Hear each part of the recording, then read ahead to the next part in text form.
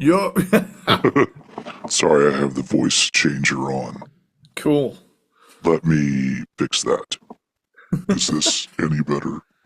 What about this? Is this any better? Please, can you...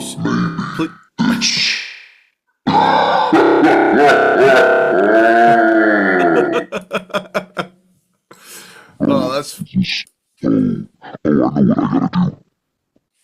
This is epic. Now it's normal me. Hello. Ah, hey.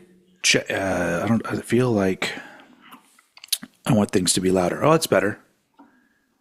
I'm just turning it up in my headphones. Cool. Sounds good. Turn my headphones up. Turn them shits up. That could be the beginning. Hi. Welcome to Cranked and Ranked. And I guess we probably shouldn't be fucking around for this episode because we have a large discography to rank from arguably the most important rock band of all time. Yeah. I wouldn't argue that fact. They have a lot of importance. They've touched a lot of probably pretty much every band I listen to. Probably has a member that is into the Beatles at least. Even like the death metal bands, I'm sure the bass player or somebody is a big Beatles fan. Something. Anyway, yes, Cranked and Ranked is a podcast where we rank bands, discographies, and we finally made it to the big one, the Beatles. And I will not pronounce the T in Beatles because that's not how you say it. You don't say Beatles. I guess George Harrison said it that way. His accent, I think he pronounced T's a little more. The Beatles. I was in the Beatles. Anyway, so yeah, I don't even know where to fucking begin with the fucking Beatles. I'm gonna come right out and say it. I did not grow up in a Beatles home. I did not. For the longest time, I didn't get it. For the longest time, I was. For my stance on the Beatles for a long time was colored by the fact that I didn't grow up in a home that really listened to them all that much. You know, I heard them on the radio every now and again, and I heard the phrase of people are always talking about the Beatles, so overrated and things like that. And now that I'm an adult and can think for myself, I've gone in with an open mind and completely shattered my previous. You know, of course, it's been a gradual process. It's been a gradual process over many, many years. I mean, it's hard to not know any Beatles songs. Yeah, you know? Yeah. But it's almost like, for want of a better word, it took a long time for me to get to the good stuff. And when I started hearing the ones I did like, I was like, oh, this is different. This is cool. Yeah. There are some songs that come on and you hear them, and especially later on in their discography, you hear it and they just sound important. Yes. Like this is from the 60s? I know they went on to define that era, but really when you think about it, this was all new at the time. Yeah. And they were leaders, they were innovators. And you know, to a point, like you're going to see a trend in my ranking. You're going to see a trend in my ranking. But the big thing that stands out to me is that I went into this thinking I'm going to come away from this with a newfound respect for the Beatles, but I doubt I'll get in deep. Yeah. And now I've listened to all the albums. I can feel them kind of pulling me back to them. Did you? And You said you even listened to the Past Masters albums. I didn't get around to Past Masters, but Okay. I checked out any songs that aren't on albums. A good amount of things on Past Masters are things that you've heard a lot. It's a collection of the singles, which is why I said we shouldn't include them. Now I feel dumb for not including them, but I'll get to that later. Why I feel dumb. But I feel dumb all the time. But my introduction to the my mom had a couple of Beatles cassettes, but I would not call us a Beatles household because my parents didn't really listen to music that much. They watched a lot of television, and my dad watched a lot of sports. And occasionally there would be some music, but normally it was my older brother, or eventually it was just me. I was the music guy. But I knew who the Beatles were. I just wasn't into them. And then, was it 1986? I think it was 86. I went to the movie theater to see Ferris Bueller's Day Off. Yeah. And in that movie, if you haven't seen Ferris Bueller's Day Off, first off, what the fuck are you doing? But in the parade scene, they play the Beatles version of Twist and Shout. And it's a really fun scene. And at the time, for a kid that was my age, because like in 86, I would have been 8 years old. I loved that part of the movie. I loved the whole movie, but that part was just so much fun. And so immediately I'm like, oh, my mom's got some Beatles tapes. And it just so happened that she had a compilation that had Twist and Shout on it. So that was, but it was all old. It was, I think the compilation was called The Early Beatles. And so that was my first exposure to the Beatles. And then a few years later, once I started collecting albums on my own, there was this really cool time, and I wish I could go back there because it was so nice. In the early 90s, you would just randomly go to a used bookstore, and there were, a used store where they had used vinyl, all kinds of fucking great shit for like $3, $4, $5. And unfortunately, all this cool shit that I found, I eventually got rid of, just like everybody else. But I've got a lot of it back since then. But the original ones, it's a bookstore called Half Price Books, and they had a huge record section. And I got some Led Zeppelin there. I got some of the Beatles there, and so the first proper Beatles album that I bought was Abbey Road, and talk about like me realizing I didn't really know this band. that became like a very quick favorite. And then I went through that thing that I think a lot of people of my age in Generation X, I think most of us in our 20s went through a Beatles phase where we just absorbed all the fucking Beatles stuff, because that's really the first example of a band that I can think of. There may be one around the same time or earlier that evolved their sound that much and they were that popular. Like that is not a thing that happens all the time. Most of the time, like the equivalent of the Beatles is once they get to like Rubber Soul and Revolver, that's when people need to start going, oh, you're a poser if you like Revolver. I want to hold your hand. I'm an OG, but it didn't happen with them for some weird reason. So, but anyway, so I became a big Beatles fan, and I went through that period where like I watched all the documentaries, I read all the books, I watched all the movies, or whatever. I know most of their albums really well, and so I came into this, knowing a lot about them, but never really thinking about where a ranking would go. And it ended up being kind of difficult because I really had to get nitpicky with this in a way that I started to annoy myself. And I was like, shut up, Steven. but I put them in an order, and I'm relatively happy with this order. But, yeah, once again, this is one of those bands that I feel like across the board, people around the world will have wildly different rankings. But I think that there are some that will always be like kind of in the top half or whatever. But yeah, So and the interesting thing, so we've landed on 13 albums, correct? Just want to make sure.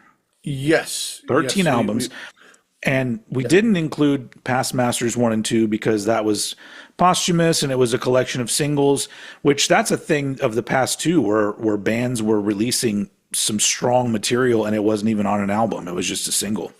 And so we've got these 13 releases and we're going by the UK, original UK releases. Because if you look here behind me, this is Meet the Beatles, which we're not ranking because this is the first official US album. There was one prior to this that was kind of thrown together by some other record company in the US because there was a rush to put out Beatles stuff. I've seen one called The Beatles' Second Album.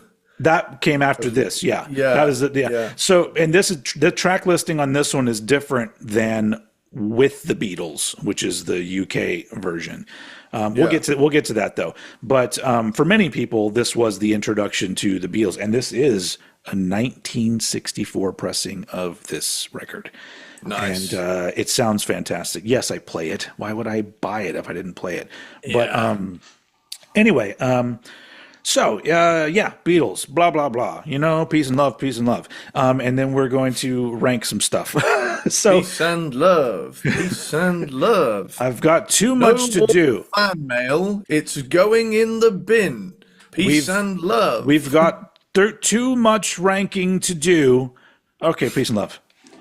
Past Masters is going in the bin.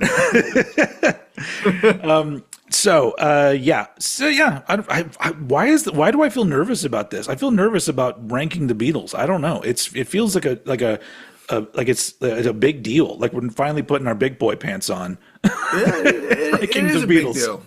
It is a big, But so 13 albums, and we're going to rank them in whatever order we've decided, and we'll have a nice big conversation. And so if you've tuned into us and you're not normally a viewer and you're a Beatles fan, we're going to be respectful, or I am. I mean, I'm assuming that Eddie will as well.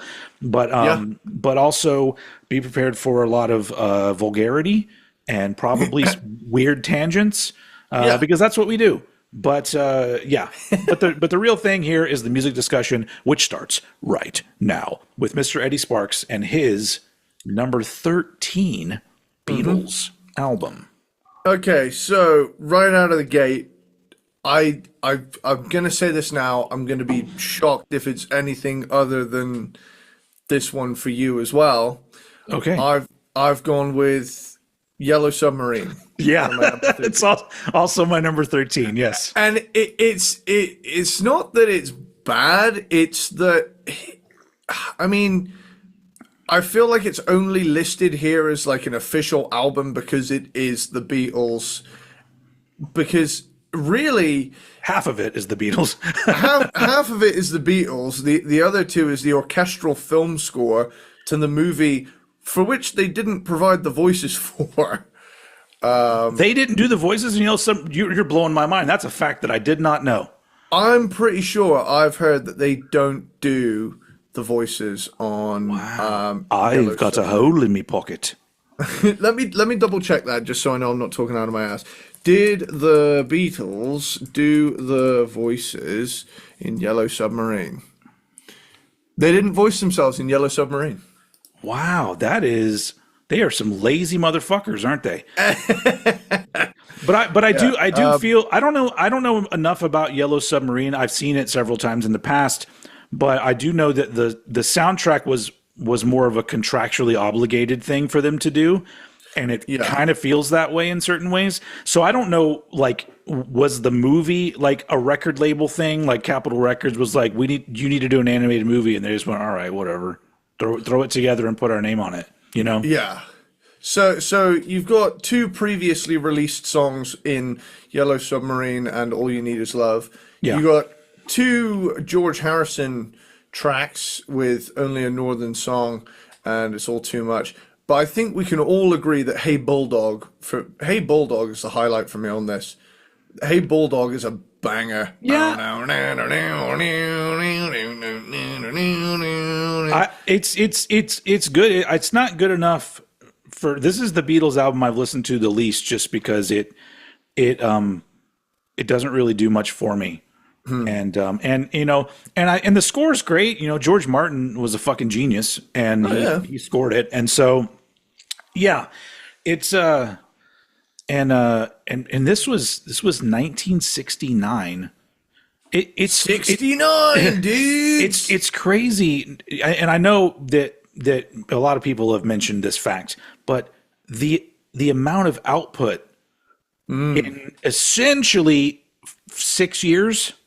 Yep. Maybe 7. You could count maybe, but like they did so much shit. And I know it's because they, record label pressure, but at the same time, these guys were just had music fucking pouring out of them.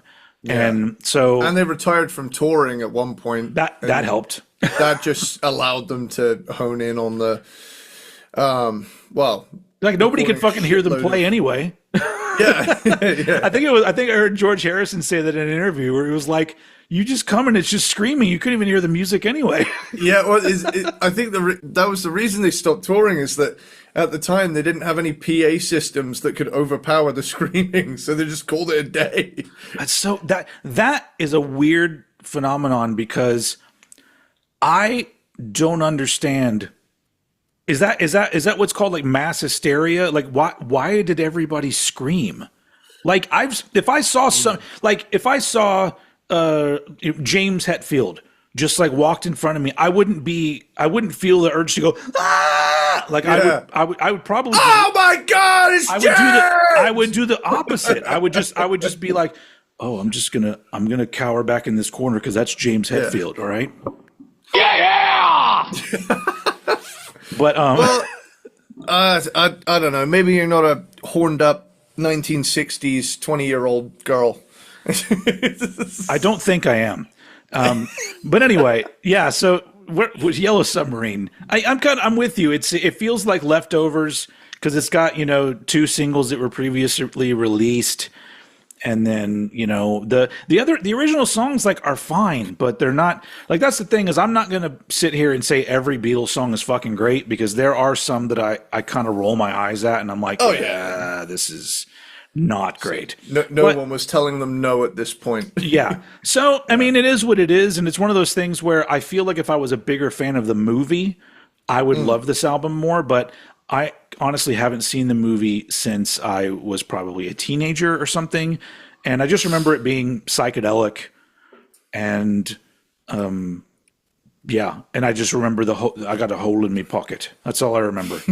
And he actually has a hole, he pulls out and there's a hole, not a hole in his pocket. It's an actual hole. Anyway, anyway, so yeah, I don't have anything else to say about this, so we can move on to number 12 if you're ready. Okay, so you're gonna notice a trend here. I'm not gonna spoil it. I'm gonna let you guys figure out what it is. So here we have the debut. Please Please Me. Boom, boom, boom, boom, boom. Come on, come on, come on, come on. Yep. I love that song. Song's fucking great. And again, like I say, this debut already is a fucking triumph, because it's humble beginnings. I saw her standing there as a banger. I love that it was recorded in a single day and it's this good. And it's fun. The energy is there. They're a young, hungry band, but it's nowhere near the heights they'd go on to do. Yeah. Just a few years later. So really, I mean, this album for me is charming, but it's not as good as it is charming, if you catch my drift. Yeah. I appreciate it for what it is, but when I think of the Beatles, truth be told, I tend to think of the really out there stuff that they got to mid 60s, so with that, I mean, they're wearing their 50s influences on their sleeves. There's a very strong rock and roll influence, which is cool. But again, like I said, this is the Beatles in their most basic form, and it's cool. It's interesting to listen to, and fits a certain vibe, but it's not the Beatles' best vibe. Yeah. If you get me. Yeah. Yeah. Yeah, and honestly, with a lot of these earlier albums, they end up going lower in certain spots because of the heavy use of covers. Yeah. But at the same time, when it comes to like "Please Please Me," which is higher up on the list for me, I always heard the album as like sort of like the leftover of Hamburg, Germany days when they were playing multiple hour sets where they were doing tons of cover songs, and it's almost like a combination of like, well, here's our originals and here's what we've been doing for the past couple years, being a bar band essentially, and so I enjoy that about it. But my number 12 is actually a little bit later on in the career.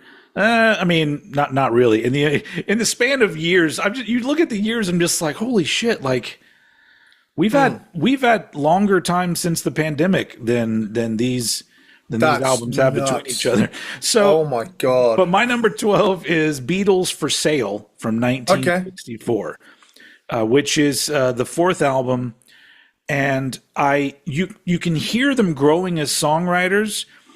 But this one, the reason why this one is always a little off to me is the fact that it feels very transitional, because it's like they're not quite where they're gonna. It's the next era of the Beatles has not started yet. This is them kind of figuring it all out, musically speaking.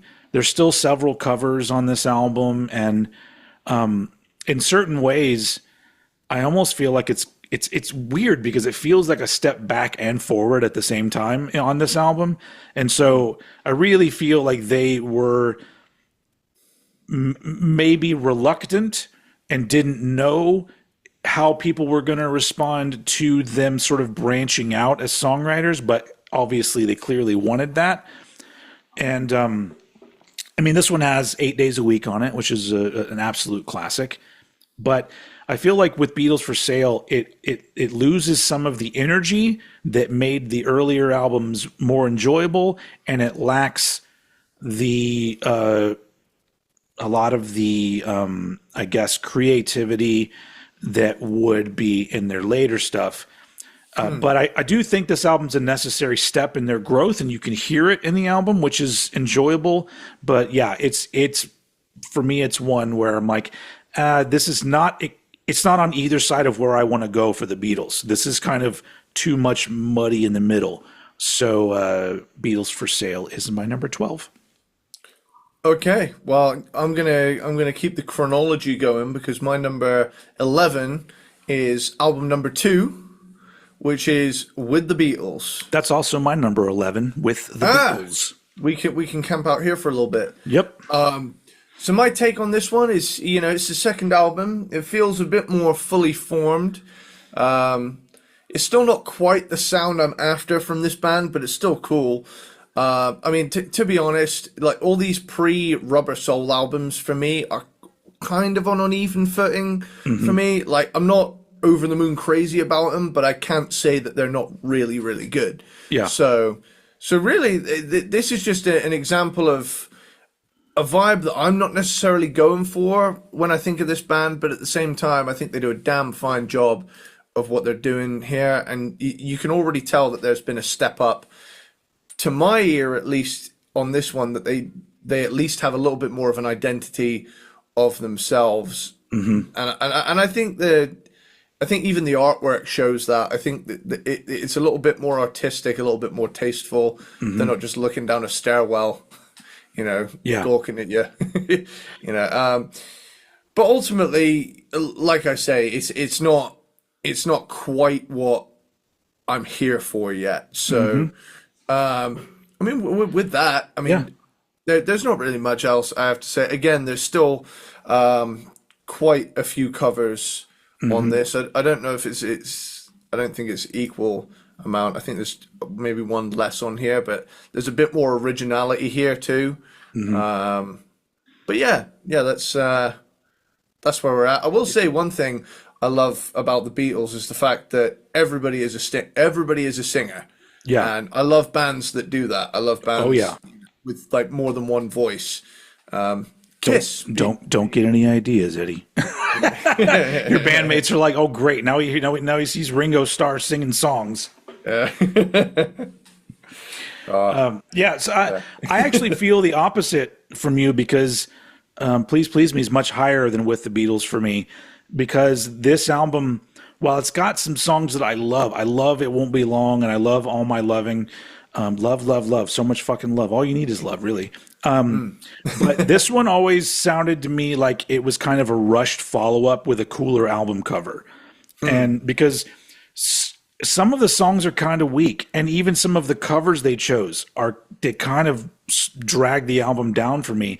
I'm going to say something that's probably blasphemous to people in the UK. Meet the Beatles is far superior to With the Beatles. Okay. Because they included, I like hot takes. They included singles on Meet the Beatles, and they included the stronger tracks from With the Beatles, and there's only one cover song on Meet the Beatles.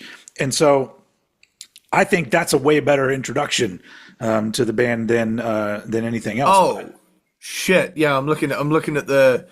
Oh, damn. Yeah, I think you might be right.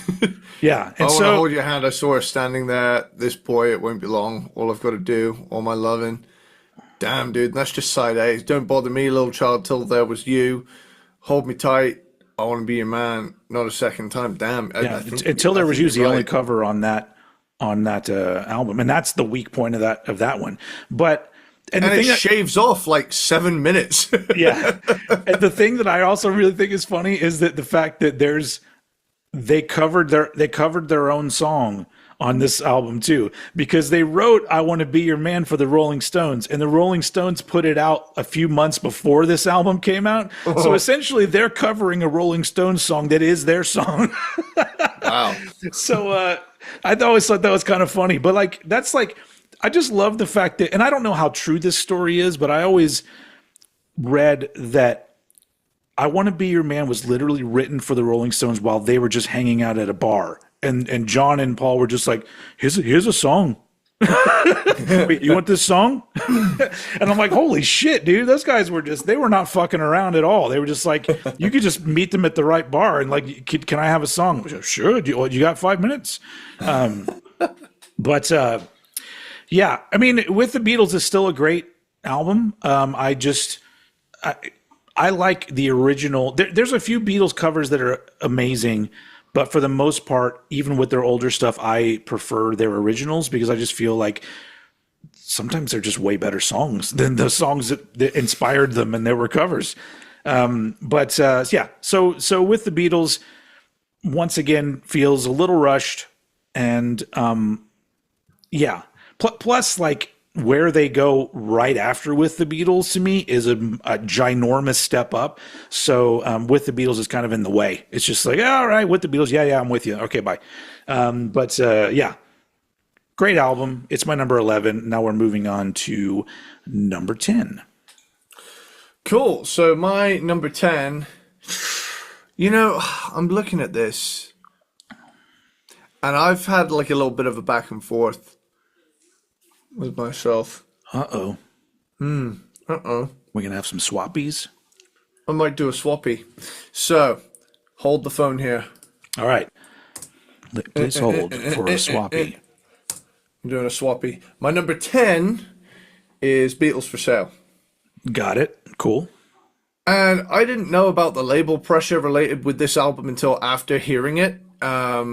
And it's got kind of a diver down situation going on where it's kind of like coming towards the end of one era, and it kind of divides opinion. Is where I'm driving with that. Yeah. But like, it's part of the first run. From what I've heard, I like it. I like that they've definitely got an identity of their own by this point. Yeah. But I am in agreement with you that it's not as strong material wise as some other early Beatles stuff. So yeah, with that, it's good. Yeah. But it's not great. Yeah. So Yeah, I'm just gonna ping pong right back We over are to you. blowing through these early albums. My number 10 is Please Please Me from 1963, their first album. Cool. I really enjoy this album. And you know, it has a really great energy. And like I said, I love that it sort of just reminds me of a set that maybe they played and when they were, you know, at the, what was the club in Germany? I used to know what the name of the club. There was like a main club because I read a whole like book about that period of them. But there were a couple like competing clubs, and I think they played at one, but then they had a residency that was like the longest at this one club in Germany. And so they worked out doing all these fucking covers, and they knew the ones that were the best, and they had their originals that they had already written that were strong. And so you've got A Star Standing There and Please Please Me, which are both fucking great. And Love Me Do, which if I remember right, Love Me Do does not have Ringo on drums. They brought in, that was the first recording they did, and they brought in a session drummer. Right. So I saw a video where like somebody put the original recording and then a later one with Ringo side by side, and they're like, "You see how the second one sounds more like the Beatles?" I'm like, "Yeah, it really does." Ringo really like, Yeah. it's the way he plays. I love Ringo as a drummer. There is some footage of Ringo playing some of what's technically some really pretty easy shit, but his swing, his groove on it, and sometimes he played really fucking hard. They don't even, because you see a little footage of them like being all soft, but you see them playing some of the more rockin' stuff, and you watch him play. I'm like, he hit that shit pretty hard. So that's pretty great. Anyway, I think that with Please Please Me, the big thing is that there's still all the influences there. Obviously, you have cover songs, and then you have them writing songs that some of them seem like they're trying to write songs like the artists that they were inspired by, which makes sense early on because that's what everybody goes through, I feel. Unfortunately, like when somebody does a better cover of a song and so any other cover of a song is just null and void now. Yeah. So their version of Baby It's You is fine. But that version by the band Smith from the 70s, I believe, that is the definitive version of Baby It's You. That is a fucking amazing song. And so therefore, nobody should ever bother. I realized that was later, but still, there's no other version of Baby It's You than the Smith version. Along the Watchtower kind of sitch where. Yeah. Or fucking anything that Jimmy covered, really. Yeah. But yeah. And of course, this ends with Twist and Shout, which was my kind of intro to Please Please Me. So I really enjoy that. But I just think it's a fun album because it really does feel like these were dudes in a band, and here's what they had at the time. And there was excitement. There was a thirst to get shit out there. And so you kind of feel the energy, and I enjoy it. But they did a lot better than this, and they also got a lot bigger than they were on that album. So now we've broken into the top 10. Now we're into number 9. So let's go with Eddie Sparxx. This is number 9. Well, my number 9 is A Hard Day's Night. Okay, that's very low. It is very low for such an iconic album. It is a much better soundtrack album than Yellow Submarine. Oh yeah, and Hard Day's Night is a fucking great movie. I love that movie. I haven't seen the movie. I need to. It's one of those movies that when you see it, you're like, I want more bands to do things like this, because there's only a handful of bands that have ever like made a band movie. Yeah. And then you have like Spice World, which Spice World is kind of like a version of A Hard Day's Night, only for the Spice Girls, which is also a great movie, but it's not as good as A Hard Day's Night. Don't get me wrong. But just Hard Day's Night overall, just artistically, it's almost like an artsy comedy. Yeah. It's just so great. I always enjoy the fuck out of that movie every time. Yeah. It's very much in the... It's still, early Beatles stylistically, but the overarching thing here is that this is where they entered the realms of iconic. Yeah. And I think, you know, the real when did Beatles mania really kick off? It was like 64. 64, yeah. So this, yeah, this It was would have around the been- time yeah, of this movie because in the movie they're being chased by screaming girls. yeah, And so it was already kind of taking off. Can you think about that for a second? They put out Please Please Me in 1963. Within 1 year, they were being chased by screaming women. Within 1 year, not probably 6 months. Like that is a skyrocket to stardom right there. Yeah. that would really fuck up most bands, you know? So Yeah. anyway, yeah. yeah. Wow, it's their rise is nothing short of meteoric, isn't it? It's just so Yeah. sudden. It's like out of nowhere. Because you think about other bands that got really big, Yeah, like Kiss. Took Kiss 3 albums to Yeah. finally blow up. But even then, they weren't Beatles big. They were really big. Yeah. But they weren't Beatles big, but they were, you know, for their type of music, I guess the equivalent. the thing that strikes me as hey, can I have a word for you? It's like household name. Yeah. It's wild how fucking quickly they And took off. And unfortunately, nowadays, that with artists, people try too hard to make that happen. And I say people, I don't just mean the listening public. I mean record labels and publicists and everything. Somebody puts out one album and they immediately were like, well, now you need to be a household name. And 99% of the artists do not deserve that. They're good, but they do not deserve that status. But unfortunately, that's kind of the way that popular music is now, where people will put out music, but everyone immediately wants them to be a celebrity, and then it's about being into a celebrity and not necessarily into their music. Nobody, you know, it's like, bless you. That was a good save, wasn't it? Yeah. Anyway, yeah, I don't even know what my point was, but it's just, I'm just old guy yelling at cloud. I'm just like, music was better back in my day, which is stupid. Stop doing that. Stop doing that, people. But I wish that music was treated more specially than it is, because it used to be something special. And when a band like the Beatles came along that blew up really quick, you knew that the music had a lot to do with it. Whereas now it's marketing, and you know, you become a celebrity, and then all of a sudden it's like I know people that went to, like, I don't know what's a good example of this, like Harry Styles or somebody like that, where I feel like there are a large amount of people who are into his music. And then there's another entire group of people that he's blown up to the point now where he is a celebrity. And so you're going to the concert to be in the same room with a celebrity. And they don't give two shits. They're just going to film the part that's famous from TikTok. And then they're going to go home and say, I saw Harry Styles or whatever. I don't know why I chose Harry Styles. He doesn't deserve any of my shit. He's got some tunes. Yeah, he does. Fuck Robbie Williams. Harry Styles has some tunes. Oh, yeah. Anyway. Well, you know, Hard Day's Night, Yeah. damn good album, you know?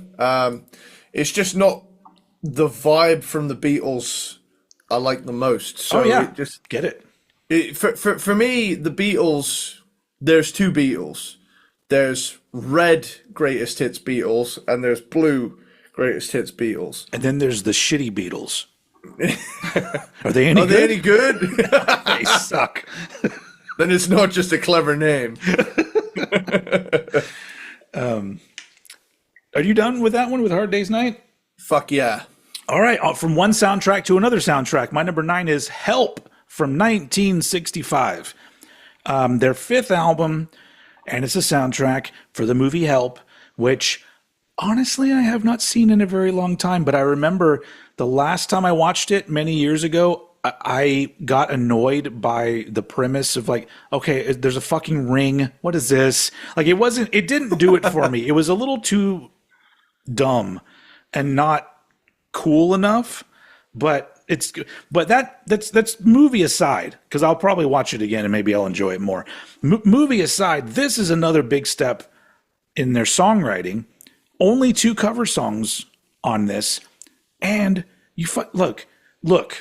I don't need to tell you. You've Got to Hide Your Love Away is a fucking amazing song. Yeah. Not only that, Ticket to Ride is on here, another great song.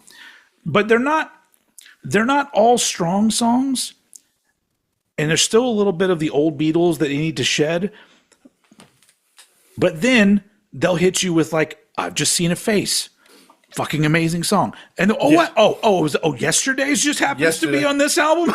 Yep. It's like, so like, as much as there's some songs that I'm like, there's so much strong material on here, including the song Help, that I'm just like, this is this can't go super low, because I can't hear a song like I've Just Seen a Face and just like let this album be lower. It had to be in top 10 territory, because there's just great fucking songs on here. And it makes me want to like give the movie another chance, because I like the songs on here so much that I'm just like, oh, maybe going into it and I'll be like, it's about a fucking Ringo's got a ring and something weird shit happens or something and they run around. I don't know. But album's great. And that's my number 9. Help. Well, I can bounce right off that, because Help is my number 8. Sweet. So, Help. My early part of this list is almost completely chronological, which is if anything, is a good sign. If I would take that as a compliment if I was a band. Hell yeah. Hell, I am in a band, and we only have one album right now. But I would hope. You know what? It's the best album you've done. I'm just gonna say that. It's certainly an album of all time. Yeah, that's true. Out of all the albums in the world, that's one of them. Yeah. But you'll be pleased to know, quick little Sage plug. Sage is the name of the band, folks. Sage is the name of the band. We've got an album called Blinded. It's got 8 songs on it. Pretty boss. But I'm pleased to announce that the songs we are currently working on, the groovy parts are groovier, and the thrashy parts are thrashier. Oh, that's speaking to my heart right there. And the grungy parts are grungier. So we're up in the stakes. Dang. And you got a twin guitar attack now. Yep. Is there going to be harmony? Can you guys do harmony leads now, please? Potentially, but I think we're gonna go the route of like nasty Megadeth harmonies that are like that works too. That works too. Not necessarily dissonant, but like evil sound. Evil. Yes. Turn off that devil music. But yeah, to my ears, listening to these albums in a sequence, they just keep getting stronger. They're becoming stronger as a unit with each ensuing release for the most part. I promise my list will get more interesting from this point forward. But for the most part, we've come to the top of the heap for what I would consider the Beatles' first phase. I would consider the next album in this list kind of a transition out of that. Spoiler alert. Yeah. So with that, back to you. All right. As my number 8 is Help. All right. It's funny enough. I remember them saying that Help was written about John Lennon getting fat. Really? Yeah, he was worried. He was worried about his health. And I think that was what inspired him to start writing the song. Because he had gotten, as they say it, a little pudgy. I'd never noticed that. Yeah, I mean they didn't. I mean there are actual fat people out there. So shut the fuck up, John Lennon. I was going to say 60s fat isn't 2025 fat. No. Yeah. But anyway, okay, my number 8. This is where the ranking got really difficult. And the fact that this album is here, I was like, oh God, why? So just imagine that from 8 to 1, these are all like smushed together because they're very close, and it bothered me to put anything anywhere really. But my number 8 is Let It Be from 1970. Cool. Their 13th, technically their final album, but not the last one recorded. It was just the last one released, which was part of a documentary film, which later on became part of another documentary film, which came out recently, which I still haven't seen actually. I haven't seen Get Back. I've seen the original Let It Be. I'm really interested in doing like a massive Beatles deep dive now, because like now I've popped the cherry of listening to all the albums. I'm actually really invested now. I think for the longest time I didn't feel compelled to get into the Beatles for one reason, and I'm telling you now. There was this thing I kind of had in my head for a long time when I was going to secondary school, and that was this idea of correct answer bands, where it's like in my mind, like people would just beat you over the head with stuff that you were supposed to like and supposed to find important, and like there's so many bands that people would say, don't listen to what you're listening to. What you like sucks. This is important. And it's actually, no, fuck off. Let me discover it in my own time. That put me off the Beatles for a long time. But the funny thing is, there's two camps that annoy me in involving the Beatles, and you brought up one, which is the you're supposed to like this, and then there's the I hate the Beatles camp. Because it's always, because people have said that out loud, and I immediately go, hate? Like, why? Like, there's a lot of things in this world to hate, and a band is not one of them. But let alone a band that is this changed the fucking game this hard, and is very important to whatever fucking music it is that you listen to. So hating them, like. Not being into the Beatles and not wanting to listen to the Beatles is one thing. I'm like, cool, because not everything is for everybody. But so it's not music; it's a certain type of person, and I'm just like, just shut up. Both sides, shut up. Like, there's no. But this is it's the groupthink mentality on either side has come together where there's and it that was not a Beatles pun, but it's come together right now. And then on my face, that was the original lyrics. But so Ian I just write that one. Anyway, so the what was I going with that?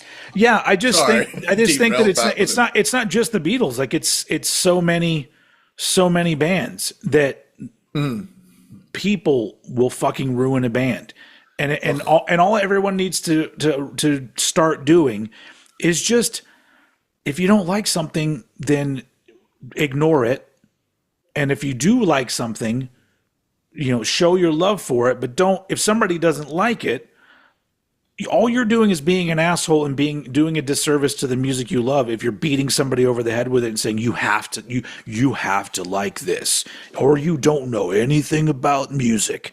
And so I've dealt with all those kinds of people, and I still deal with them all the fucking time, and it's fucking annoying. So shut up. So I totally understand being put off of the Beatles because of that kind of shit. So yeah, it's an unfortunate thing of like just fucking assholes, dude. Just ruining a good thing with their shit personalities.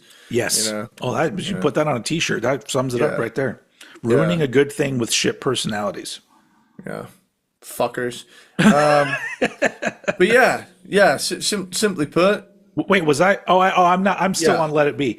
Sorry. So anyway, there's so many great songs on Let It Be. Let's just get that out of the way. Cross the Universe, Let It Be, Long and Winding Road, Get Back, fucking great. The legit fifth Beatle is on this album, whose name is Billy Preston on keys, and I love it. It's this album, and I'm one of those people that I know that like the story is that they scrapped this album and then they got Phil Spector to come in and kind of like polish it up.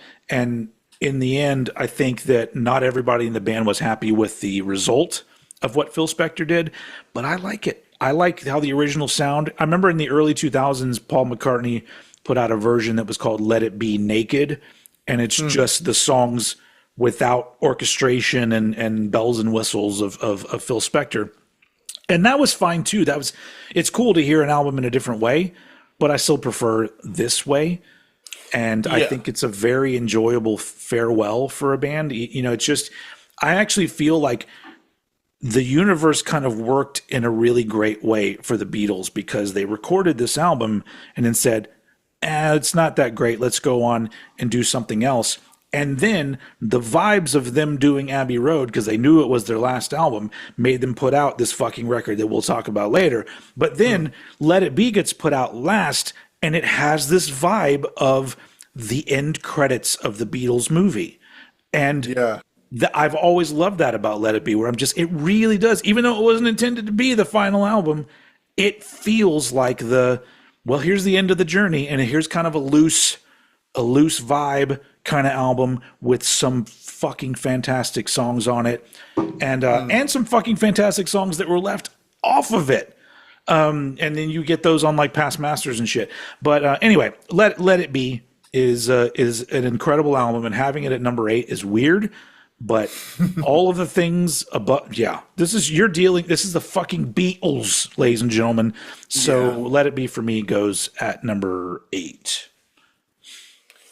Well, we've reached kind of the midpoint now. So my number 7 is Rubber Soul. All right, cool. So Rubber Soul is, to me, the crossing over point from OG,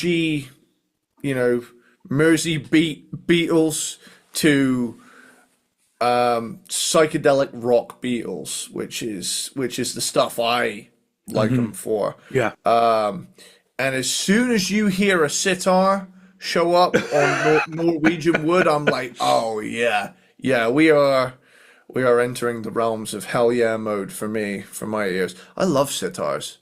I wish they'd get used more in kind of hard rock heavy stuff. I'm not big on them. They're really fine when used sparingly or every once in a while, but like with the Beatles, and especially with George Harrison's sitar songs, sometimes those songs start and I go, oh, here we go. See, I feel completely different. I fucking love those. I want to do something with a sitar at some point, like kind of put a sitar over like a heavy riff. I wouldn't. How do you even play a sitar? I know there's like it's not just like a guitar. There's something different going on. Yeah, but you can get something like it's called an electric sitar, which does a similar. It does a similar sound, but it's. I think Kirk used one in the S&M concert for Wherever I May Roam. Oh, really? Interesting. Yeah, I think so. But the big thing for me is I love the sound of them, and I almost, Core by Stone Temple Pilots. Of course, yeah. The kind of jangly stuff yes. over the top of that. Yes. Over those heavy riffs. They kind of remind me of sitars in a way. Yeah. But a sitar definitely has its own sound. I always loved the one at the start of Wherever I May Roam. And it just kind of always made me think, God, why isn't this... But isn't that a steel guitar and not a sitar? It is a sitar. It is? But I think it's layered. I think there's some layering going on, but oh, okay. You get like a real deep sound. But dude, I feel like it's an underutilized instrument in like riff-based stuff, because I'm like, man, if we could just get like a bluesy heavy riff going with like a sitar kind of vibe over the top, I think that would sound cool as shit. And I'm sure there's bands doing that, and I just haven't found them yet, but I'd love to hear it, you know? Put your sitar rock bands recommendations in the comments. It's funny. I actually have a playlist on my iTunes called Sitars, and it's literally got. Let's have a look here. I'm going to read you a track listing.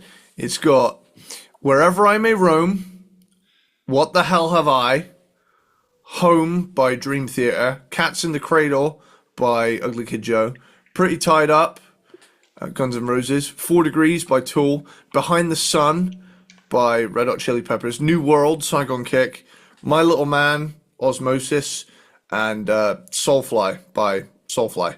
Oh, wow. I didn't realize there were that many sitar songs. Yeah, I guess because I stupidly think it's something else and not a sitar, so. Hey, man, it's... I honed in on a sound I liked, and I was like, ooh, yeah. Ooh, I must find every recorded use of this thing. But yeah, simply put, Rubber Soul, it's like that exact crossing over point where it's like, oh yeah, now we're talking Yeah. to me, you know, coming out right at the end of 1965. I mean, dude. And It's even great. like I love the story of the album cover too, about how they literally were planning on just doing another group photo for the album cover, and then the story is that they were using a projector to display pictures onto like a piece of paper or cardboard to go through pictures and see which one they wanted. And then at one point the cardboard kind of fell a little bit, and so it elongated the image, and Paul McCartney says that they were all like, "Oh, can we have that?" Yeah. And so that's why the image is a little bit stretched or whatever. Yeah. I always loved it. It's like my eyes are trying to figure it out, and the font they used as the what's it called, logo. Yeah. I also like the fact that it literally it doesn't have the Beatles, like it doesn't say the Beatles on it. It just has the Beatles on it, and it says Rubber Soul. Yeah. That's At that point, how you it's know. like you just see their face. You Yeah. don't need to put the fucking not that they really ever had a logo. Like that's the thing. Later on, they seem like they developed a logo for them, Yeah. but they didn't really have one. And that's kind of cool. Anyway, because they were the logo. They were the fucking logo of the band. Anyway, are you done with your number 7? Yeah.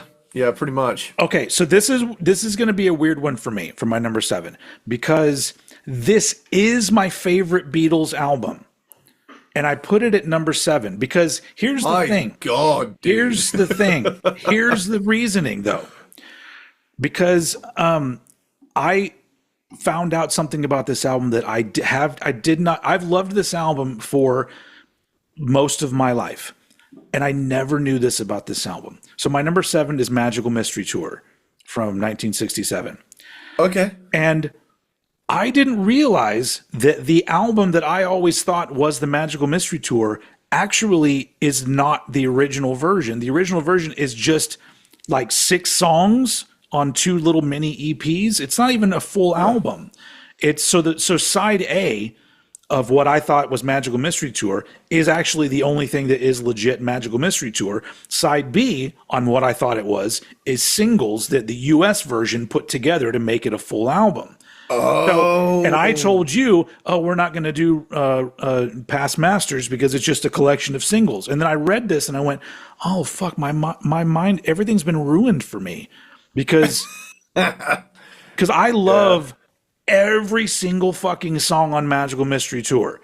Like if you leave it in my hands to put on a Beatles album, I'm putting this album on because I love the combination of the kind of weirder songs and the fucking amazing, just iconic songs, which I guess it makes sense because there's, this side B, you got Hello, Goodbye, Strawberry Fields, Penny Lane, and All You Need Is Love, all on the same side.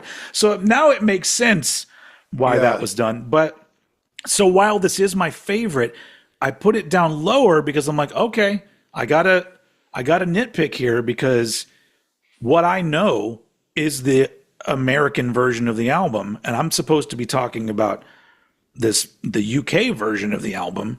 And so I'm like, all right, well, I'm going to put it down lower because they just plucked some successful singles on the second half.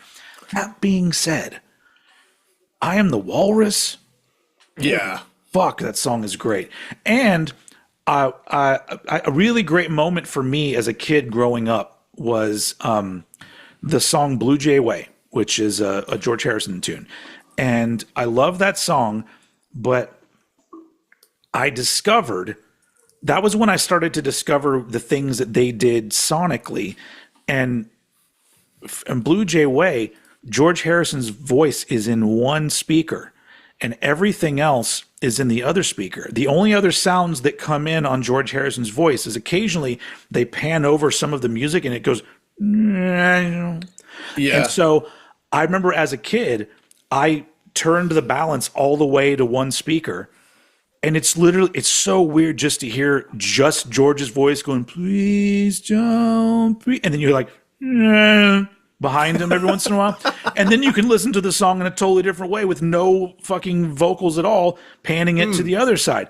And that was like, as a young kid, I was just like, that's fucking cool as hell. And then you put it back, then you do the balance all the way to the middle and you're like, oh my God, this is so cool that they did it that way.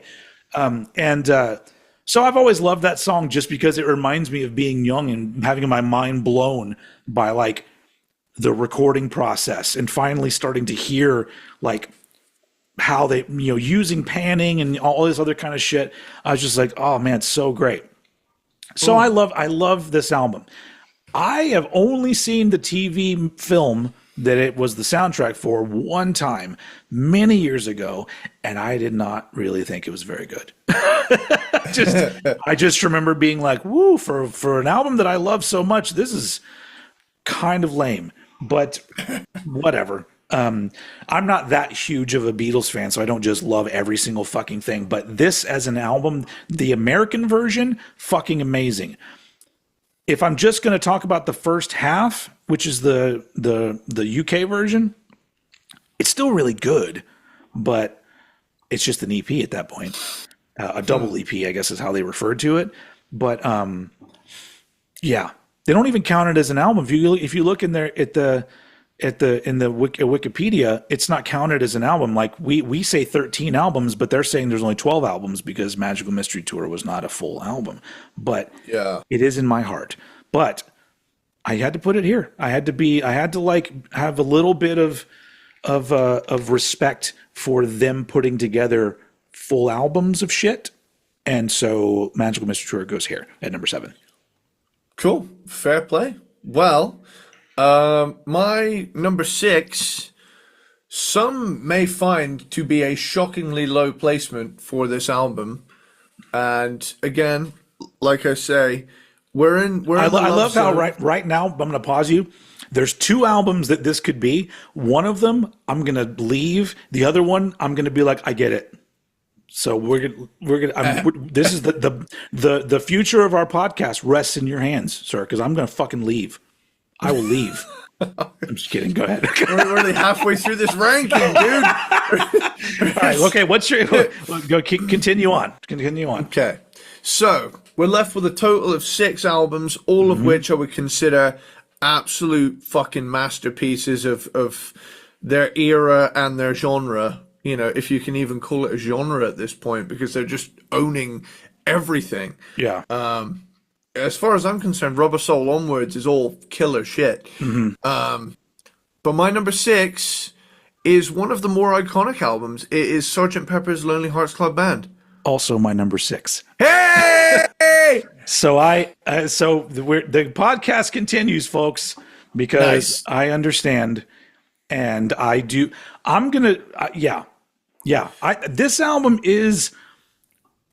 I hate using the term because it's not overrated. No, There are albums around it that are underrated. But also I believe that this album is given a lot of extra weight because of certain aspects of it and not the album as a whole. See what I'm saying? So I'm with you. And like, is there a more iconic album cover than Sgt. Pepper? Maybe Abbey Road. It's between Abbey Road and Sergeant Pepper, right? They've got that. I mean, I would put Hard Day's Night in that. And, I suppose, and but with the yeah. Beatles, they have so many iconic album covers. Just but I think this is the one that's the most interesting to look at. Yeah, out of all of them. Visually, it's very colorful and interesting. It's very collage. There's a lot to look at going on. Yeah. But I mean, the thing I love about psychedelic Beatles is when they get vibey and sitar-y with it. Yep. I'm not as big a fan of brass band Beatles as I am sitar vibe Beatles. So, All right. like whenever you get the pop, Yeah. like sort of thing show up, I'm like, okay, can we get back to India, please? I was enjoying this thing, and now we're there's too many tubas going on. Bring back the sitar. It's funny because I like both of those vibes. The vibe that takes me out occasionally from Beatles stuff is for lack of a better term, the oompa oompa songs. Yeah. There's really goofy songs, mostly written by Paul McCartney, but that pop up that I just go, this is not a great song, but it's okay. It's fun for what it is, I guess. But that being said, since we're halfway through this, let's get an important thing out of the way. And maybe now that you have listened to everything, maybe you can have this conversation. Okay. Do you think that you have a favorite Beatle? I was going to bring this up at some point, but I didn't know when. I didn't know when the now's as good a time to do it was. So, being the guy I am, and I really did give it some thought, and I'm not an expert on whose songs are what yet. Like figuring out who wrote it and then who sang it. Yeah, can be a bit of a pain, but I liked the energy of George Harrison. Yeah. Because he always struck me as the Ace Frehley of the band, if that makes sense. He seemed like the quietest. Yeah. He seemed like people were always like, "Oh, John and Paul," and then everybody would clown on Ringo a little bit. Yeah. But I liked, Ringo Starr is still in the Beatles, but George Harrison, I liked his kind of quiet, cool looking motherfucker vibe. Yeah. Going on. But musically, to be honest, I don't know specifically who wrote which song. I'm not that deep down the Beatles hole yet. Usually the main vocalist you hear will be the writer, except for some Ringo stuff was written by John and Paul, but yeah. Yeah, so for me, I don't know, man. Not to sound like I'm copping out, but I like them all for different reasons. But yeah. But if I had to say, vocally, I think it's between George and Paul. But I think vibe-wise, sometimes I think John Lennon also has a really cool vibe, and I like Ringo because he's kind of a goofball, Yeah. But let's rank the members of the Beatles right now. Okay, all right. So I want you to take the lead with this because you've spent more time with them than I have. All right, let's do. This is a first. This is a ranking within a ranking. We're going to pause to rank the members of the Beatles.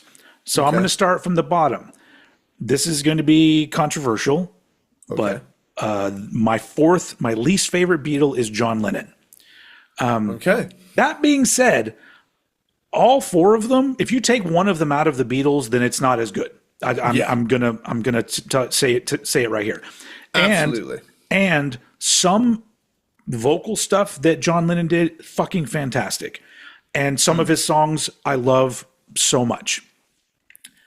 I judge my Beatles off of a lot of different things. It's like its personality, its songwriting, its vocals, or whatever instrument they play. And then it's a little bit of like, what happened to you afterwards? What music did you do after? Yeah. And John You Lennon. got shot. Lame. Yeah, fuck you. No, John Lennon's music post Beatles is the most hit or miss shit I've ever fucking heard. Where some of it is so strong and other stuff is just really lame. and he just, the more that I learned over the years about John Lennon and watching interviews and all this other stuff, he was kind of a douche. And but he was like a douche that kind of had his heart in the right place, you know, in certain times. And so he, at the end of the day, there's not enough about him that makes me go, oh, I love John Lennon, because like he was probably the most flawed out of everybody in the band. And I mean that as in all the way from him doing some music I didn't necessarily like, all the way to people around him saying shit like, well, he was kind of a dick to some people, including women.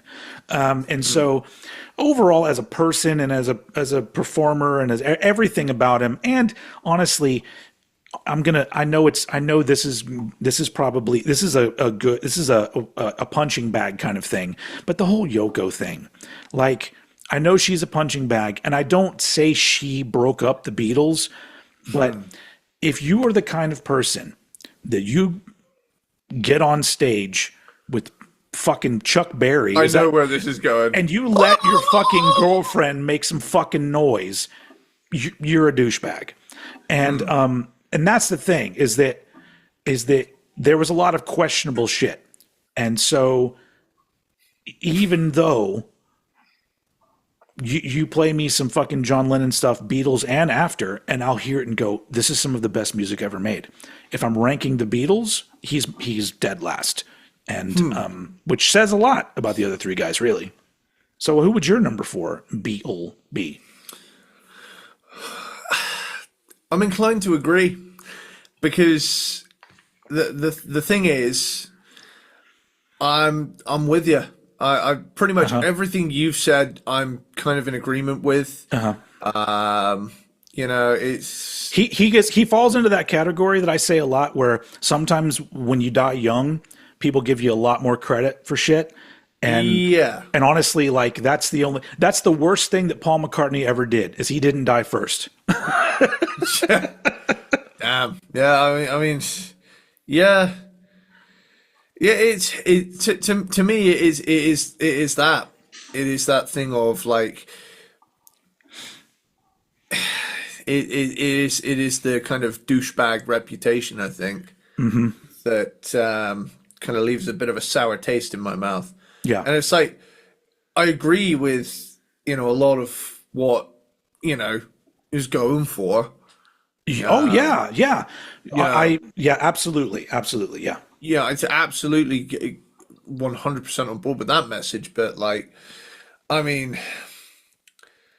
yeah, it's the external things. So really, ultimately, that lands him in the same spot for me. Cool. So yeah, my ranking's not going to be very popular at all. My number 3 would be George Harrison. Okay. And with George Harrison, it's only because his output in the Beatles was, you know, the smaller of the songwriters, but he had some good songs. But none of his songs are necessarily my favorite Beatles songs. I like his songs, but a lot of them don't stand out for me. And that also is extended to his solo work, where you can play me, you know, any of George Harrison's solo work, and I will enjoy it, but very little of it stands out like, ooh, this is amazing. Like the number of times, and it's the same thing with your experience with people talking about the Beatles. I get that when people bring up like All Things Must Pass, like you're supposed to like this album. I'm like, why? Because it is good, but it is not. It's not at the level that people say. And once again, George Harrison passed away, sadly, and he's given a lot more credibility. And I'm just like, well, he seemed like, when it came to like dudes I'd want to hang out with, George Harrison's probably number 1 on the list. But But all those other things, there's my top two have so much more going for them, in my opinion, that he has to go at number 3. Yeah, I'd probably say my number 3 is Ringo. All right. Just probably for a similar reason. He's a lovable goofball type character, but to me, there's an undeniable badassery and swagger to the other two guys. Yeah. That just strikes me in a certain way. So yeah, pretty much Ringo. I mean, I know there's that whole thing of Ringo's not even the best drummer in the Beatles, but that thing again is to me, he's the guy behind the drums. That's the identity that became the Beatles. Yeah. It's like we talked about, Lars Ulrich is not Joey Jordison, but No. he doesn't need to be because he's an integral part of what Metallica does. Lars He Ulrich fucking left the band! Oh man, Love you, Lars. oh yeah. I agree. I love Lars, but and people, I still love it. People bring up like he's not a good drummer, like it's some sort of thing they just figured out. Yeah, it's like, And I'm like, okay, wait a minute. This guy can't play blast beats at 320 BPM. yeah. My But that whole brings- life that- is falling apart around me. That brings us to my number 2, which would be Ringo Starr. And with Ringo, I've just always loved his drumming. Some of his fills are really cool, and just like some of his beats on certain songs, they're so like I don't know if I would have done that, but I love the way that it's, yeah. And so and on top of that, he has just, since the Beatles broke up, that dude has just been unapologetically himself and never really tried to like be super cool or like, he just seems like a guy, a goofy guy that could play the drums really good and got lucky, getting a gig in the Beatles, but is very important to overall how their sound is. And I know there's even some songs that he doesn't even play drums on. There's if I remember right, I think like Lady Madonna is Paul McCartney on drums on that one, I believe. So obviously, they were able to do stuff without him, but there's something about his vibe. He seems, like you said, a lovable goofball. But on top of that, like I've just really always the sound of his drums have always been some of the best to me, and so he goes number 2 for me. So clearly we know what my number 1 is, but we'll go to your number 2. Yeah, for me, it goes Paul, and then it's Paul and George for me are kind of interchangeable. I like them both for different reasons. So if anything, it's kind of a joint first and then a second and third place, technically. But on any given day, for me, Paul is great. In terms of not only excellent musician, great frontman voice abilities, wrote some great bass lines, but it's just the whole vibe. Paul's the whole package, really. In terms of like what you'd want out of a guy in a huge fucking band, it's just masses and masses of talent. Would you put him number 2 though, Paul? In the grand scheme of things, no. Now that I've thought about it, he should be at number 1. Yeah. But yeah, I'm just kind of, not in a he's hot way, but just I'm attracted to the energy that George brings to the table. 100%. I absolutely understand that. Yeah. Yeah.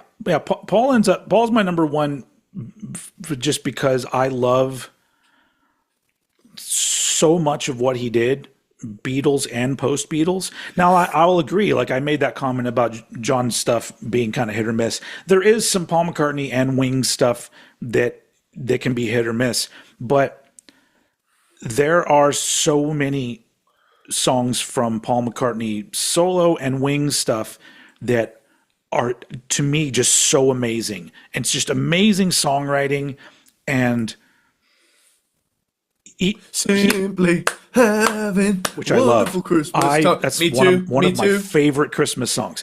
But that's the thing. He would do stuff that was not, quote unquote, not cool. Like it would, like people would want, like he would do songs that people could, you listen to Band on the Run and be like, that's a cool song. But then the thing that pisses me off more than anything is people will always bring up Let 'Em In, the song Let 'Em In by Wings, which I think is fucking fantastic. But because the lyrics are kind of whatever, someone's knocking at the door, somebody ringing a bell, that song. Yeah. But like sonically speaking, as a song, that song is so fucking amazing. But it's not quote unquote cool.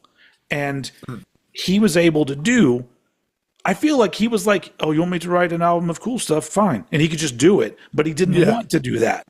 He like they would always have songs that were just goofy as fuck, which sometimes I loved and sometimes I didn't love. But that dude, like any interview with him, I'm stopping and watching what he's going to say. And I always enjoy listening to him talk, even though like he does have that vibe, you know, like I think it was, it's Dana Carvey. He does like a good impression of him. He's like, hey, and I did a wobbly wobbly and wheelie. And he's like, he does stuff like that.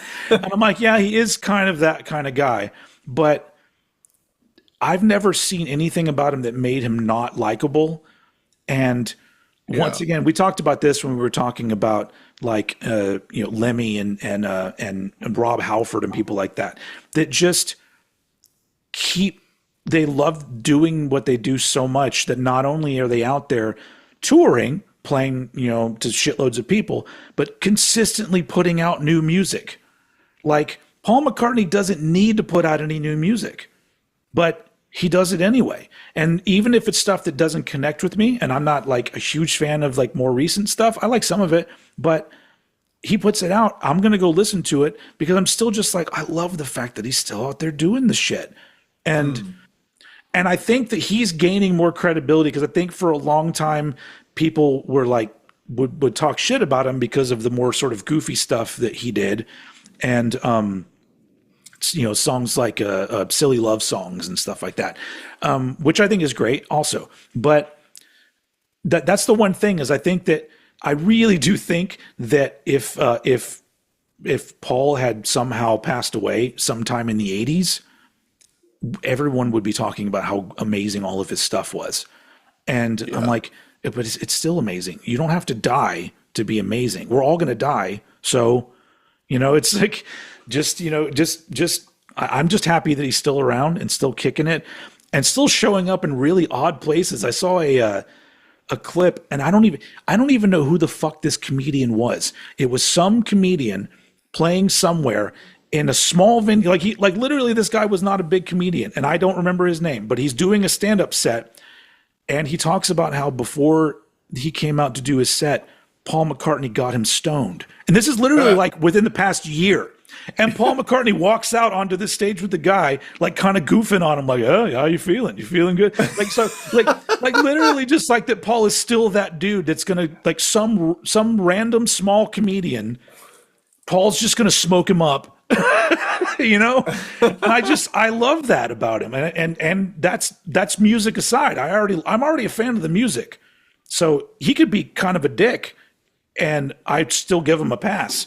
But he still always comes across as a guy who is happy, is thankful for what he has, but just fucking loves music and loves life. And like, there's something so great about that. And I know it's easy to love life when you're one of the fucking most famous people in the world. I get that. But at the same time, there are plenty of really famous people and really rich people who are fucking horrible. So I see Paul McCartney and I go, yeah, Paul McCartney is kind of up there with like, try to be like this. Try to be a little more like a Paul McCartney. But anyway, so that's my Beatles ranking. But I love all four of them, and I love the Beatles. But you know, when you do a ranking, you gotta do a little bit of nitpicking, and that's just kind of how it ends up. It's all got to go somewhere. And eventually, I'm gonna make us rank all the Wings albums, Sounds good. which I don't know how many actual Wings albums, because I know he did like 2 solo albums and then started Wings and then went solo again. There may be like 7, 8 Wings albums. There's 8, yeah. Yeah. Which those have got, there's some fucking songs in those, man. When we get, I don't know how well you know Wings, but there are some fucking tunes, man. Just go pull out, go listen to Let Me Roll It or Jet. Jet's I love Jet. But anyway, yeah, there's a lot of like fucking great fucking music. Anyway, all right. Fuck yeah. Back to our regularly scheduled program of actually ranking the Beatles albums. Cool. I think the crazy thing is as well, like, what is it? How old was Paul McCartney? How old were the Beatles when they broke up? Had they even hit 30 yet? No. That's fucking insane. They were, so let's see. Let me look real quick. Let's look up, I don't know exactly how old Paul McCartney is. 82. So Paul McCartney was born in 1942. Yeah. So he was barely over 20 when they blew up. Damn. So yeah, they were all, as far as I can tell, under 30 before they probably around 26, 27 when they broke up. Shit, dude. Yeah. So God. yeah, that's pretty insane. And yeah. But that happens across the board though. You listen to some albums that you and I consider like masterpieces or iconic or really important to us, and you really go and look at them, the band at the time, and they're fucking kids. Yeah. They're fucking kids doing amazing shit. And that's something to be said. That being young, while sometimes it does equate you with being dumb, that combination of things, the energy and the dumbness and the willingness to experiment and all those things, it fucking brings out some really great shit. Yeah. And then, a lot of artists get older, and you're always like, why can't they do the same good kind of shit they did when they were younger? I'm like, well, I think that's just a product of youth, That I could just see that getting clipped really out of context. You look at all these bands, man. They're all fucking kids.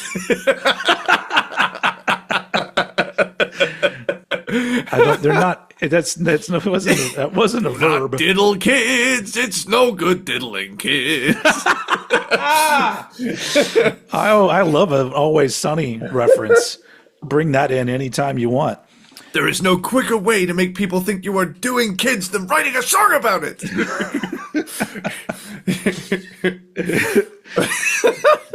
Man, speaking of somebody else that's doing life right, Danny DeVito. That guy is I think he's 80 now or in his 80s or something like that. He's old. Yeah. But he's friends with Mike Patton, that's a guy that, like, you look at his career and you look at him as a person, I'm just like, that guy fucking rules. And has always ruled since I can remember seeing him in anything for the first time. Yeah, I think 80 years old. He's 80 years old. Yeah, it's still fucking awesome. Anyway, yeah, Danny DeVito. We'll rank the films of Danny DeVito. Oh, Jesus, I'm just kidding. Hell yeah. All right, where are we? Oh, we were still on Sgt. Pepper's, which is still on Sgt. Pepper. Our joint number 6. Yeah. It's real good. It's a very important album. It's a very important album, but it's cool. It's just not quite as cool to me as the ones that ended up ultimately going above it. Like I say, love the more sitar-y, psyched out vibe than the sort of stuff going on.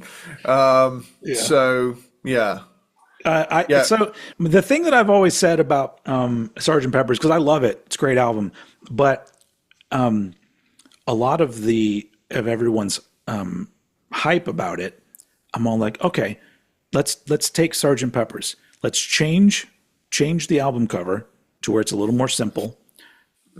Take both of the Sgt. Pepper's songs off of it. What do you got? Let's have a look here. Because literally at that point, there's no concept. you know, there's it's and like you have a lot of like pretty okay tracks, and then you have A Day in the Life, which really the album should just be called A Day in the Life, because that is a fucking monster of a song, in my opinion. But like, I feel like people put so much emphasis on this album because at the time it was a big deal for what it was. It's super important. It's kind of like me as a movie fan. I don't want to watch The Godfather. I want to watch Goodfellas, but I understand that Goodfellas probably couldn't have been made if it wasn't for The Godfather.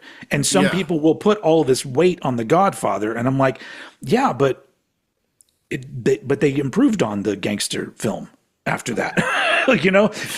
But it's still very, very important. And so Sgt. Pepper's, it's important.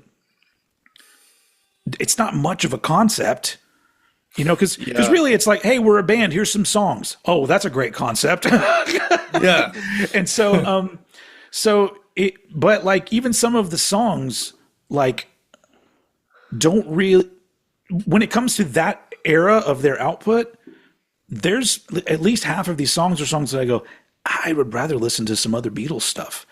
And so you've got, you know, Lucy in the Sky with Diamonds, which is a fucking great song. And I already said, you know, something about A Day in the Life. Day in the Life is one of those songs where, you know, when you're a songwriter and you go through that Beatles phase, you start reading a lot about John and Paul just coming up with ideas for songs. Sometimes they would write a song based on some particular thing. Like, I want to do this chord. This chord is cool. Let's put this chord in a song. Or like in A Day in the Life, it was like, what would happen if we just like spliced two songs together? And so you had John's part of the song, you know, I read the news today, oh boy, you know, and then all of a sudden you're just shoved into this other song, which feels like another song altogether, which is the woke up, get out of bed, grab a girl across my head. But then it goes back into the other part of the song. And every time I hear that, I'm all like, that is an amazing songwriting where if you played one part and another part separately, I'd be like, there's no way these are the same song. Yeah. And they managed to put them together in a way that feels like a fucking journey of a song. And it's like, what, 4 minutes long maybe?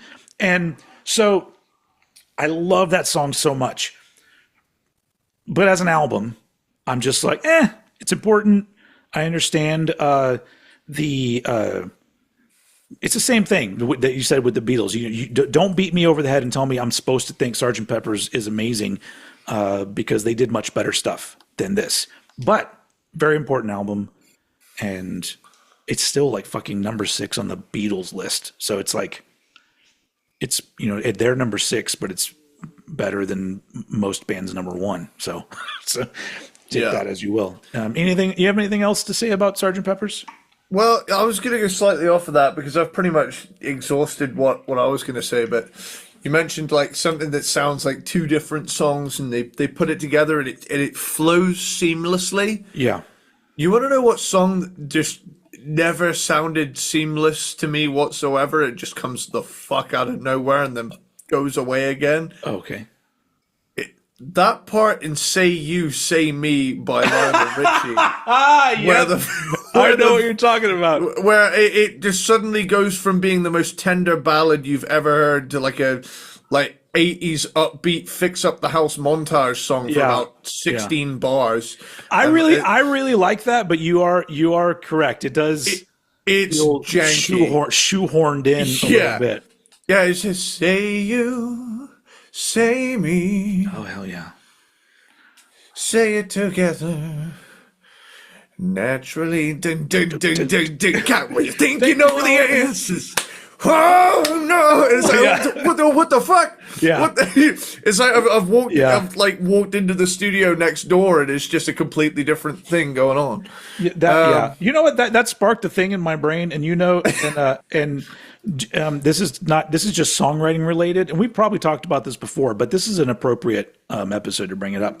I really miss key changes at the end of songs. Yes.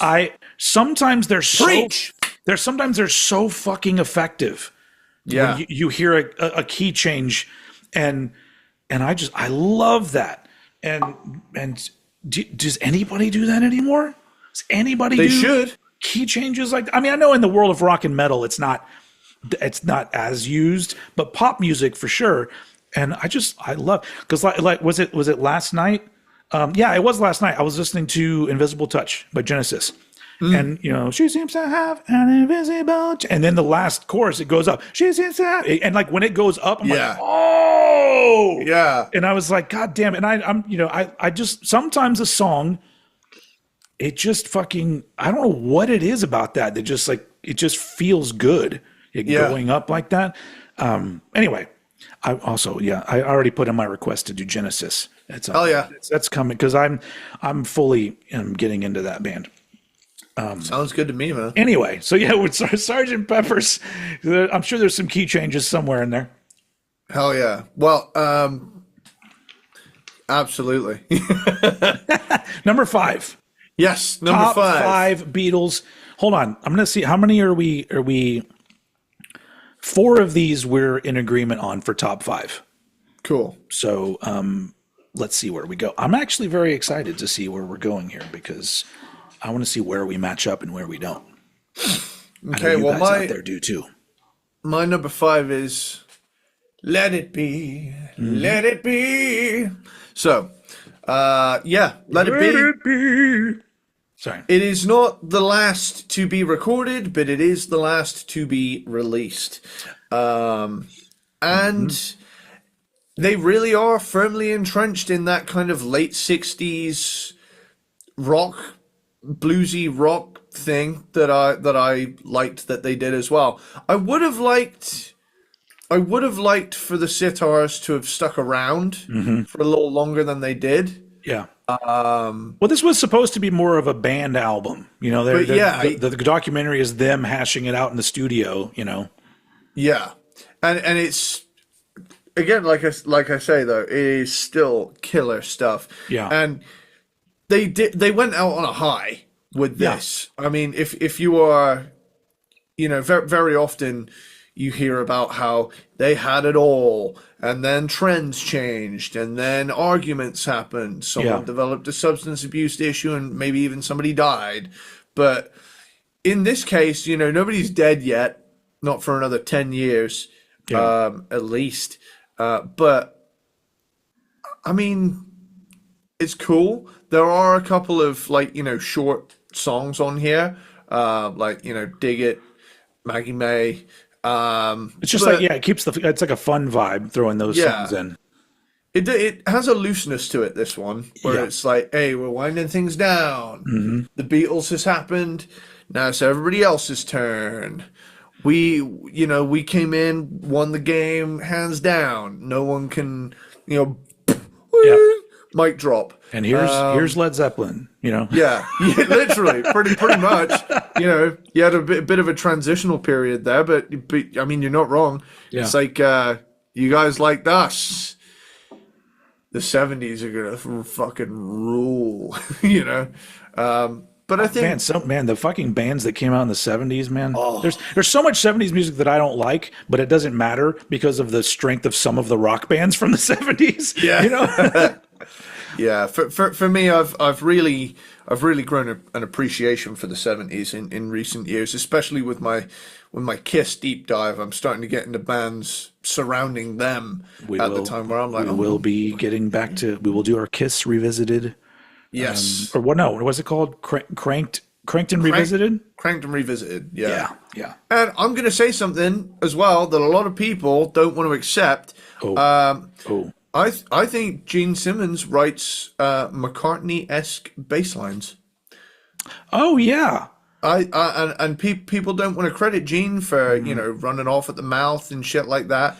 But as far as being a musician goes, those early Kiss albums where Gene was really invested in the writing, wrote some killer bass lines. Well, they were obviously Beatles fans. So I mean, well, how could you not be? Being that age, their age, So yeah. But yeah, ultimately, It's cool. Let It Be is a cool album. And like you say, it has that end credits vibe Yeah. of the career of the Beatles. And when you think about a lot of other bands, the Beatles were only around for 10 years and only really put albums out for 7 of those. Yeah. Man, it's just it's wild to me. Sorry, I'm scrolling through a thing here, and I'm looking at a woman that just is completely overwhelmed right now. It's like a photo on the wiki page. Like a fan, Beatles fan. Yeah. Yeah. I mean, I know people fucking yell at concerts, like, "Oh my God, I love you," but like, you know, people were pissing themselves seeing the Beatles in person. I think that kind of shit didn't really happen again until Michael Jackson. I guess Michael Jackson was the next one that was kind of like that. Yeah. Well, I mean, at this point, you're a few steps off of a deity at that point. Like, you know, that's insane to me. But you know, I mean, they said it themselves. You know, got themselves in a little bit of hot water with the whole Beatles bigger than Jesus thing. He wasn't wrong though. But you know, ultimately, it feels like a cool down album where it's like, there we go. Yeah. Just put all of that great stuff out there. We're all going to go solo now. We're wrap this up. To use a literary term, it's like the Beatles' denouement. You could say. Denouement. So I know some words. What's Dane up to now? My number 5 is Rubber Soul from 1965. Their 6th album and a massive step forward in songwriting.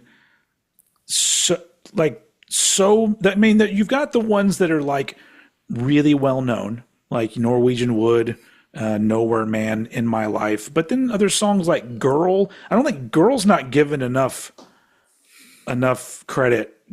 And I'm saying, like, you know, and Michelle, obviously, by Paul McCartney. I just think this one is like, for my top 5, this one only goes at number 5 because there's some amazing songs on it, but not all of them are amazing. And so, but a good majority. And I appreciate a band in 1965 moving forward like this and what they were doing. And because like, I might be wrong, but like, you think of other bands from that era and they were putting out, like the Rolling Stones eventually did, you know, do a little bit of sort of expanding their sound and evolving, but I don't think it was as abrupt and extreme as the Beatles. And it took, you know, a longer time. And bands like The Who or whatever, like there was a longer period, I think, of a slower transition. And I feel like the Beatles, it was like not only like the music they were making, but their appearance.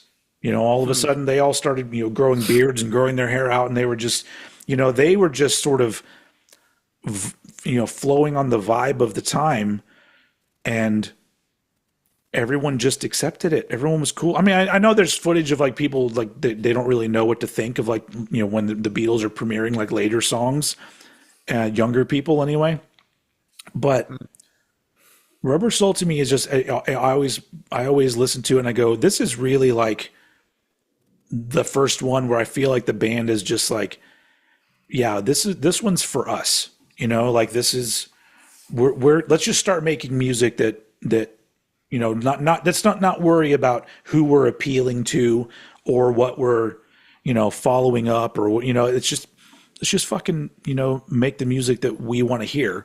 And then that's Rubber Soul. And so, yeah, I just think it's a great album. I mean, of course, it's a classic. So moving on to number 4. Hell yeah. Well, my number 4 is your personal favorite album. It is Magical Mystery Tour. Absolutely, man. Magical Mystery Tour, album number 4. So are you going off of the American track list? I'm going off of the American track list. Good. This Okay. is what informed my ranking. I didn't know the specifics. I knew that this wasn't to some it wasn't considered an album. But I just went into it thinking, you know what? This whole ass list right here is classing it as an album, and there's obviously the film soundtrack on one side and the 1967 singles on the other. And I got to say, it's one hell of a collection of songs. Oh, hell yeah. I mean, if you are counting the LP version, it belongs near the top. Yep. I mean, dude, we haven't even talked about songs like fucking Hey Jude because they're not on albums, but they're massive songs. Yeah. There's so many fucking amazing songs that are just released as singles, and then later on, as past masters. And well, there's actually there's a compilation that I have that I don't know if it was just American or if it was, but it came out actually before past masters, and it's a collection of those, like Hey Jude. I think it's called Hey Jude. I think they called the album Hey. It's just got a picture of the 70s Beatles with the long hair and stuff on the cover, and that one is really great. I think it's called Hey Jude. But it says Hey Jude is a 1970 collection of non-album singles and B-sides by the Beatles. Yeah. Originally released in the US and various other markets. Beep, beep. Sorry, that was my watch. So I guess Past Masters is probably like the official like British Capitol Records thing where they put out all the fucking singles, where I think Hey Jude is just a collection of certain ones. But yeah, it's just, the fact that they just had songs, they're just like, this will just throw this one out as a single. Oh, don't put it on the album? All right. Fuck, dude. There's read the track list on Hey Jude real quick. Can't Buy Me Love. I Should Have Known Better. Paperback Writer. Oh, fuck. Yeah. Man, that song. Rain, Lady Madonna, Revolution. Hey like Jude. the legit Revolution, like not the Revolution from the White Album. Yeah, come on, man, come on. Hey Jude, Old Brown Shoe, Don't Let Me Down, and the Ballad of John and Yoko. Don't Let Me Down is my favorite song from Let It Be, and it's not on Let It Be. Damn. Yeah, because they left it off, but it's from that. It's the recording is from the rooftop concert from that. Yeah. So that's not even, they left singles off of that, like amazing songs. So Magical Mystery Tour, like it puts some of those on there, and you can't fucking, and I'll also I don't know if you knew this, but if you listen to Strawberry Fields, there's a point in the song where all of a sudden John's voice sounds weird. Really? If you listen to it, and it's because they recorded two different versions of the song in two different keys, and and so they literally slowed one down. And I don't know if they used the whole song or just his vocals from it, but like it gets to a point where he's singing the same notes as he was in the first part, but all of a sudden it's like, let me like it sounds weird. And I was always like, why does he sound, because when I was a kid, I was like, oh, this is like after he took some acid, and this is what your voice sounds like when you're tripping. But it was like literally they slowed down the other recording to make it match, and they just spliced them together. And so it's a really weird part of the song where it's already a weird song, and then all of a sudden you're like, whoa, what is going on with his voice? Anyway. Wow. Hell yeah. It's fucking killer. Magical Mystery Tour. All right. My number 4 is A Hard Day's Night from 1964. This one is to me like, because I'm a Beatles fan, but I have to admit, sometimes I want to hear the poppy early Beatles, and other times I want to hear, the later stuff. But if I ever want to hear the poppy early Beatles, A Hard Day's Night is the fucking album for me. Yeah. I love all of the songs. They're all originals. It's got, Hard Day's Night, Can't Buy Me Love. It's got If I Fell, which I fucking love that. And I just really feel like, I guess it also helps that I really love the movie. And so there's that vibe along with it too. But I wouldn't consider this necessarily a perfect album, but when it comes to summing up that era of the Beatles, like this is like, I feel like this is everything you need right here. And Yeah. I just feel like it's undeniably great. And it's one of those things where if I ever need a reminder, because like there's certain albums where you listen to so much music, people like us, we listen to a fucking shitload of music all the time. And sometimes you'll hear other people talk about bands like the Beatles and you'll go, were they really that great? Like let's be real here. And then I'll put on A Hard Day's Night and I'll be like, oh yeah. What the fuck was I thinking? They were that great.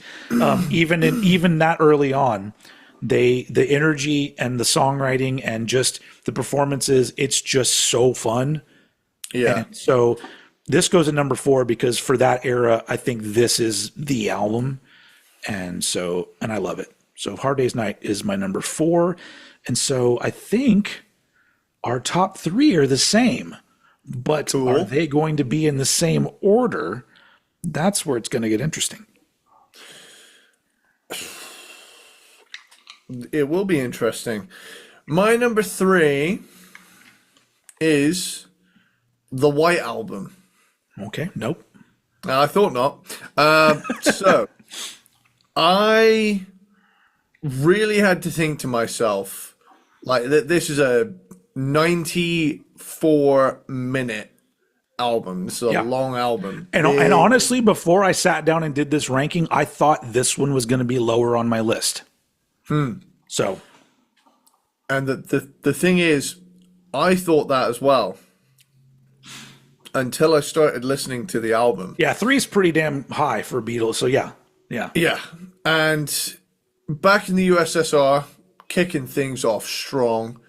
Dear Prudence, Glass Onion, Obla Di Obla Da. I mean, that's 4 tracks in a row that are just fucking killer. Of course, you got Wild Honey Pie, which is Yep. an example of nobody telling them no, but it also, in a way, it makes me like this album a bit more. Like any other album, in contextually, this album represents something greater than just an album to me. This is a band that has achieved the ability to just put everything, warts and all, out there in one go. And I mean, the continuing story of Bungalow Bill. While my guitar gently weeps, Yeah. Happiness is a warm gun.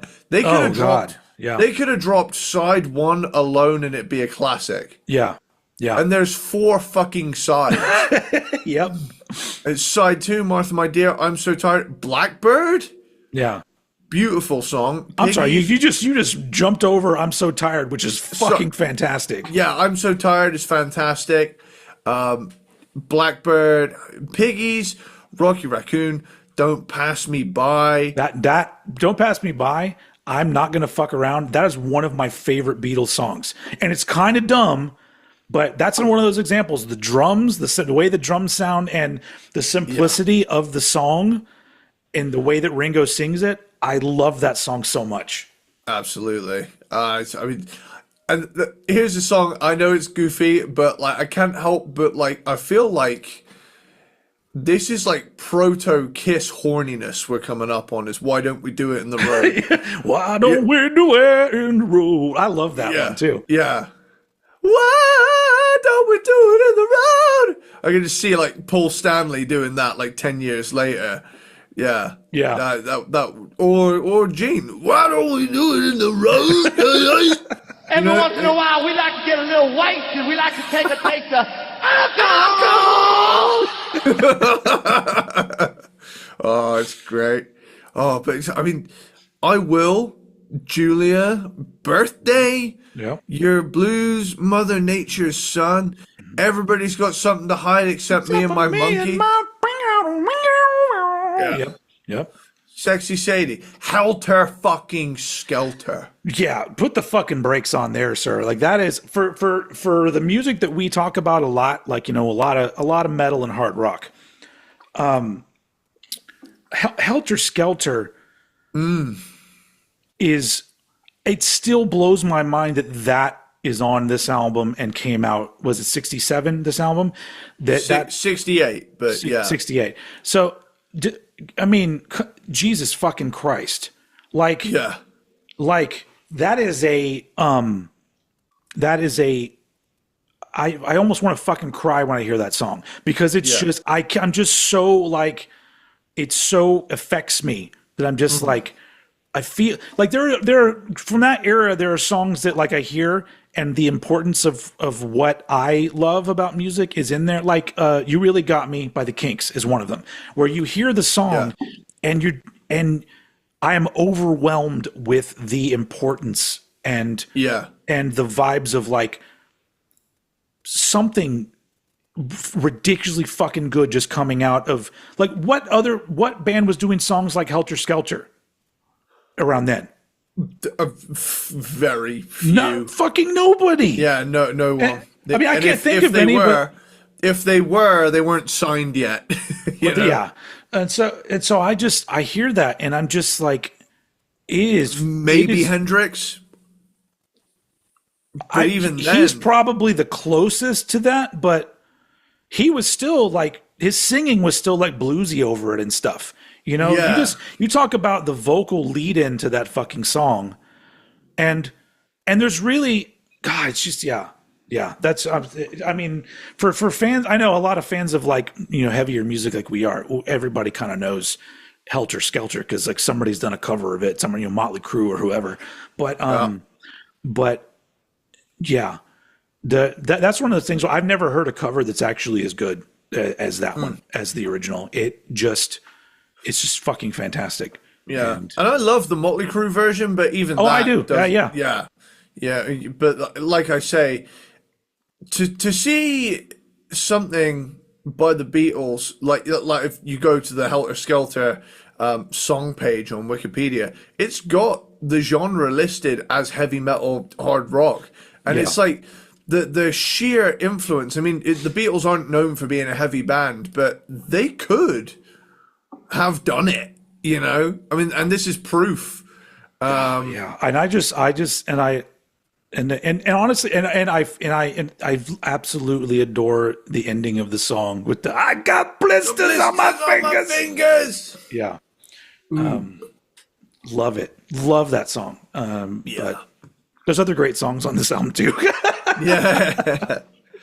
Yeah, Helter Skelter, man, holy shit. Yep. But yeah, you got long Revolution. That's number what she one. said. Yeah, you got Honey Pie. You know, that's the goofy Paul shit that I'm talking about. Honey Pie, you're driving me crazy.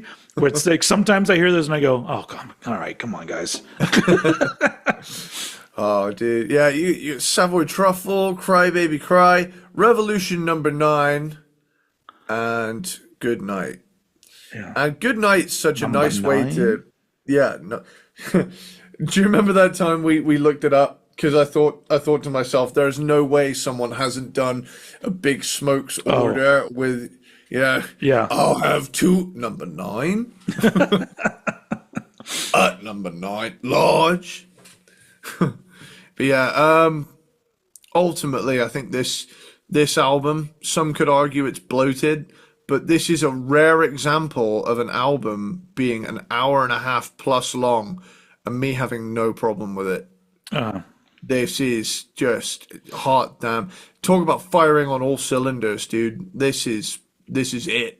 Yeah. You ever seen that? I think it's an Instagram page called We Collect White Albums. Oh yeah. I've seen that. It's pretty cool. Okay. More importantly, have you? And I'm so mad that they abandoned this page, but I shared it with you one time. There's an Instagram page which is just they share that he fucking left the band. thing every single post, every single day. And then they stopped doing it. I was like, oh, come on. I want to see it every day. Anyway, so for my number 3, at this point, my top 3, any of these could be number 1. On anyone else's list, I would be like, yep, number 1, I get it. But my number 3 is Revolver from 1966. Okay. Their 7th album, or 6th, or no, 7th. It would be their 7th, yes. This is the one, like, Rubber Soul is like a step forward.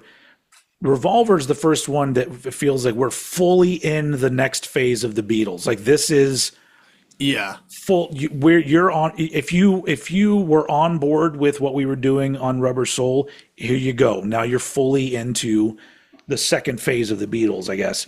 And it's very diverse. I love how diverse this album is because it's got some stuff that's more rocking, and then it's got like Eleanor Rigby, which is fucking strings, And of course, it's got like Yellow Submarine, which in the context of Revolver is a fun song. And I know you're not that big on the horns, but I love Good Day Sunshine. Oh, I don't hate them. I just much prefer the sitar vibe when it comes to psychedelic. And then Got to Get You Into My Life with the horns on that. Got to get you into my life. Anyway, so. Another thing, so speaking of like a song like Helter Skelter, there's a thing, because I know that the Beatles are assigned a lot of like firsts when I don't know if necessarily they were the first or if they were just the first major band, like having guitar feedback, at the beginning of I Feel Fine. The people say, oh, I was the first, feedback. And I'm like, well, I don't think it was, but I mean, I understand the importance. And then on the song, I Want to Tell You, there's a fucking piano part that plays these discordant notes. And I'm like, who the fuck was doing that kind of shit? Because it's like the piano comes in and it's like this, and it's playing a note that doesn't go with what's, and every time I hear that, I go, that's fucking great. And whose idea was that? And it's like, once again, what major band was like, oh, we're going to add this piano part that doesn't go with it. It sounds odd, and odd sounds are like, I love odd sounds. Like, I love, the weird guitar shit that a lot of bands, later on 80s and 90s would end up doing. Yeah. So I hear something like that piano and I Want to Tell You, and I'm just like, oh, that's fucking great. And then on top of that, Tomorrow Never Knows, amazing song, but like that's like, the use of like tape loops and shit in that, and the soundscaping and stuff, like it's pretty fucking amazing even today to hear a song like that. And I'm just like, yeah, even today, like it sounds like it's something new. Like I can imagine if I was alive in 66 and heard this, I think certain things on this particular album on Revolver would have been like, mind expanding, and that's probably why I get a little bit annoyed at like the Sgt. Pepper love. Cause I'm like, but they did Revolver, and come on. That was like really like, I don't know. I just think this album is amazing, and I think that it really is, like you're saying, like it's they could do whatever they fucking wanted to do at that point, and at this point, like they were all just so fucking great, and every song is great, and yeah, I love the diversity of this album and the fact that it still feels pretty cohesive as an album. Whereas like I know people could argue that the White Album doesn't always feel that way, but I like that about the White Album, which is why it's higher up for me. But my number 3 is Revolver. And now here's the moment where we're going to find out if we have a joint number 1 or 2. Okay. My number 2 is Abbey Road. Okay, no, we are not matching up at all. Okay. So, this one, for me, I completely understand why it is your number 1. I completely get it, because we are in the realms of unfuckwithable. I mean, you could walk into a room, play Come Together, and just be like, mic drop, fucking incredible song. I mean, you got Come Together, Something, Maxwell's Silver Hammer, Oh Darling, Octopus's Garden. And here's the thing, right? I know where you're going. I'm gonna say this. Helter Skelter, right?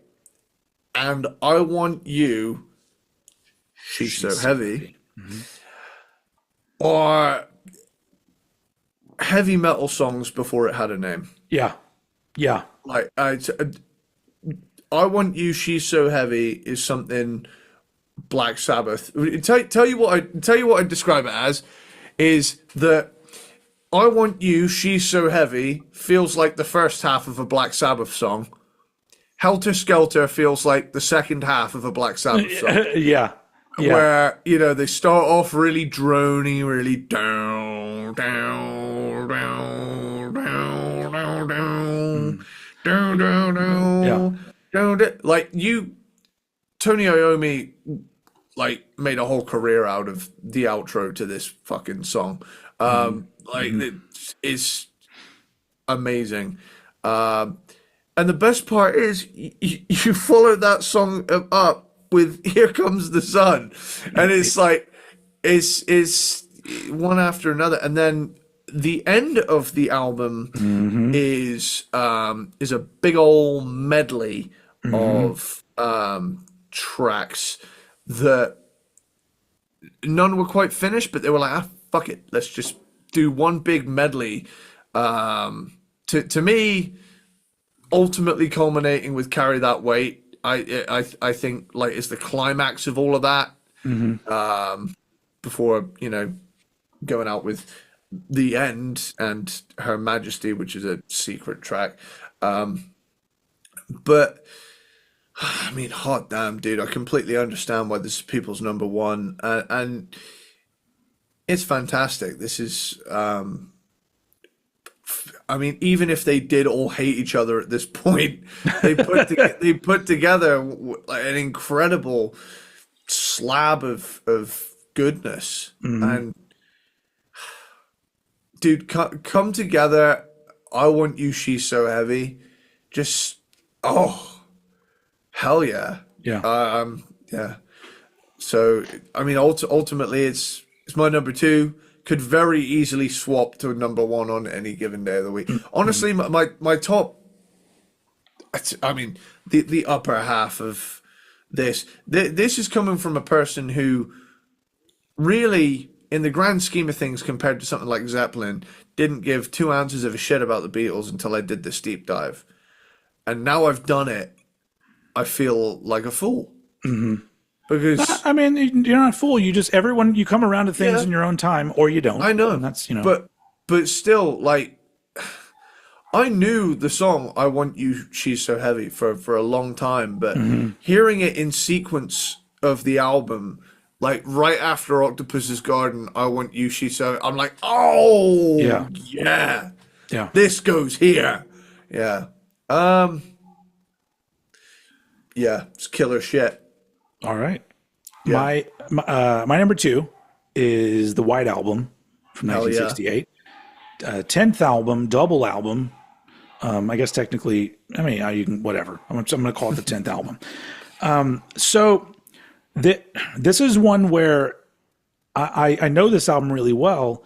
And for a long time, my brain was kind of just like, well, I feel like it has the possibility of being an amazing album if they just cut half the songs and put them together. I'm sorry, my dogs are being, I don't even know if you can hear them, but it's a bloated mess. He's talking shit is what they're saying. Yeah. So it was one it's one that eventually I'd like to do a slashed and mashed on for the White Album, because I still think that it'd be interesting to throw together a one disc version of this album. But I went in to listen to it again in preparation for this episode, and I realized that like the sequencing of the album and the length of the album and the variety of songs, I feel like it's not the album that it needs to be needs all of these elements. Because you've got, While My Guitar Gently Weeps, Happiness is a Warm Gun, I'm So Tired, Blackbird, Don't Pass Me By, Why Don't We Do It in the Road, Birthday, Your Blues is fucking amazing. Everybody's Got Something to Hide Except for Me and My Monkey, Helter Skelter. So there's all these standout tracks, and all of them are good songs in their own way, but some are like real heavy hitters, and so I understand it feeling kind of odd at times, but I almost feel like the way that it's put together, either like the sillier songs or the more traditional sounding songs, are necessary for the overall journey of this album, because I feel like this is the album.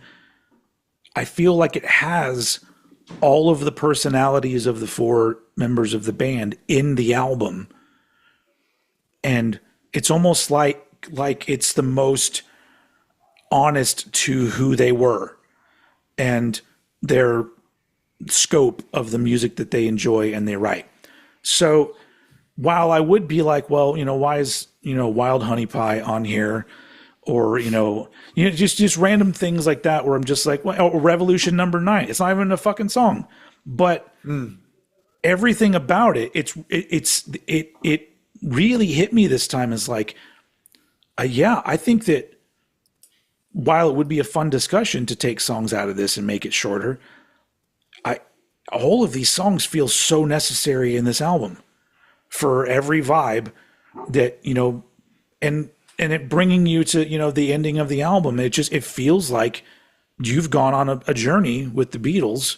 And if it was shorter, it wouldn't feel so much like a journey. It'd feel like a collection of songs. But I just feel like this one gained so much respect from me. I already loved it, but now I'm just like, oh yeah, I really do. There's something about like, we complain about long albums a lot. Some albums are way too fucking long. But there's something about like a band that where the majority of their output is pretty short. They're shorter albums.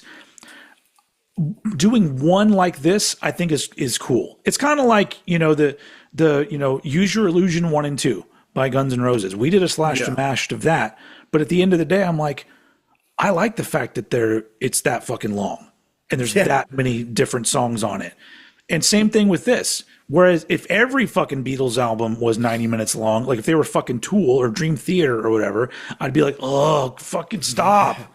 But in this particular case, in the grand scheme of their discography, I'm like, yeah, this is so great. It's great that they just said, fuck it, let's throw all of these songs in here and then make this big ass double album and don't even give it a fucking name. It's just called The Beatles. And it's like, I feel like it's just them. It's just four dudes. Anyway, I love it, but I don't love it as much as Abbey Road. So it goes at number 2. So let's move on to your number 1. Oh, okay. Sorry. Okay. So my number 1 is, oh God darn it. Where is it? Revolver. It is Revolver. My number 1 is Revolver. Revolver. And it hits a perfect balance between everything I love about what they were doing at this point. Mm-hmm. It's got the psychedelic sitars, it's got the rock riffs, it's got a cool energy that they've settled into themselves now, and the band has a very clear identity. They're not just wearing their old school rock and roll influences on their sleeves. I mean, right out of the gate, you've got Taxman, Eleanor Rigby, I'm Only Sleeping, Love You Too, Here, There, and Everywhere, Yellow Submarine, She Said, mm-hmm. And then side 2, Good Day Sunshine, and Your Bird Can Sing. For No One, Dr. Robert, I want to tell you, got to get you into my life. Tomorrow never knows. I mean, clocking in at a crisp 35 minutes long. Yeah. This cycles through so many vibes that are so different but still so cohesive. Everything on this album not only kicks off this new era with a bang at this point. You know, Rubber Soul dabbles in it. They have a sitar on a couple of tracks, but this is where they go just head over heels into the realms of just innovation and different types of songs. It's really cool. It's amazing that a band can come out with such a game-changing release at the time. I mean, goddamn, dude, that track listing is an award winner. Dude, I'm really glad we did this because I've been meaning to get into the Beatles for a while, and this helped me decide where to start. Yeah. I'm definitely Rubber Soul slash basically when their hair got longer.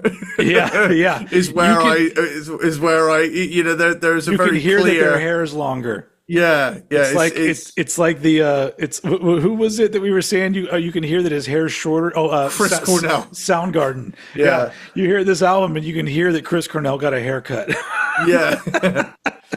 Yeah, so it's very much a case of and I don't want to boil it down to something as shallow as that, but it just so happened to be the thing that changed around the same time.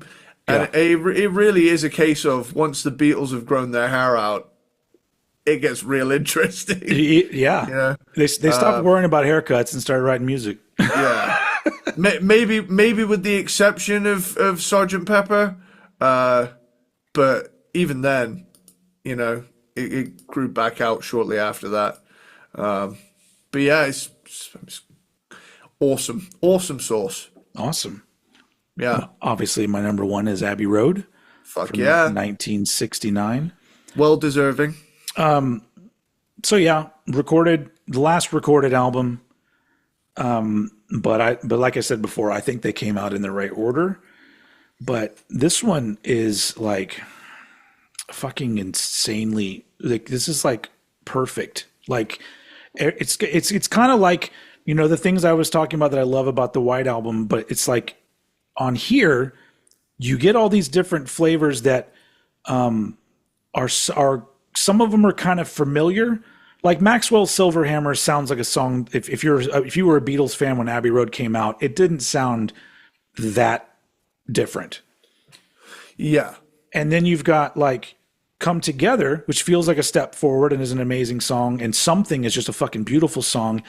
Oh Darlin', vocally, that's one of those songs I put on when people are like, well, you know, what do you love about Paul McCartney? One of the things I would put is like, well, him as a singer, let's listen to Oh Darling, because it's fucking amazing. And then we already talked about I Want You, She's So Heavy, fucking revolutionary sounding song.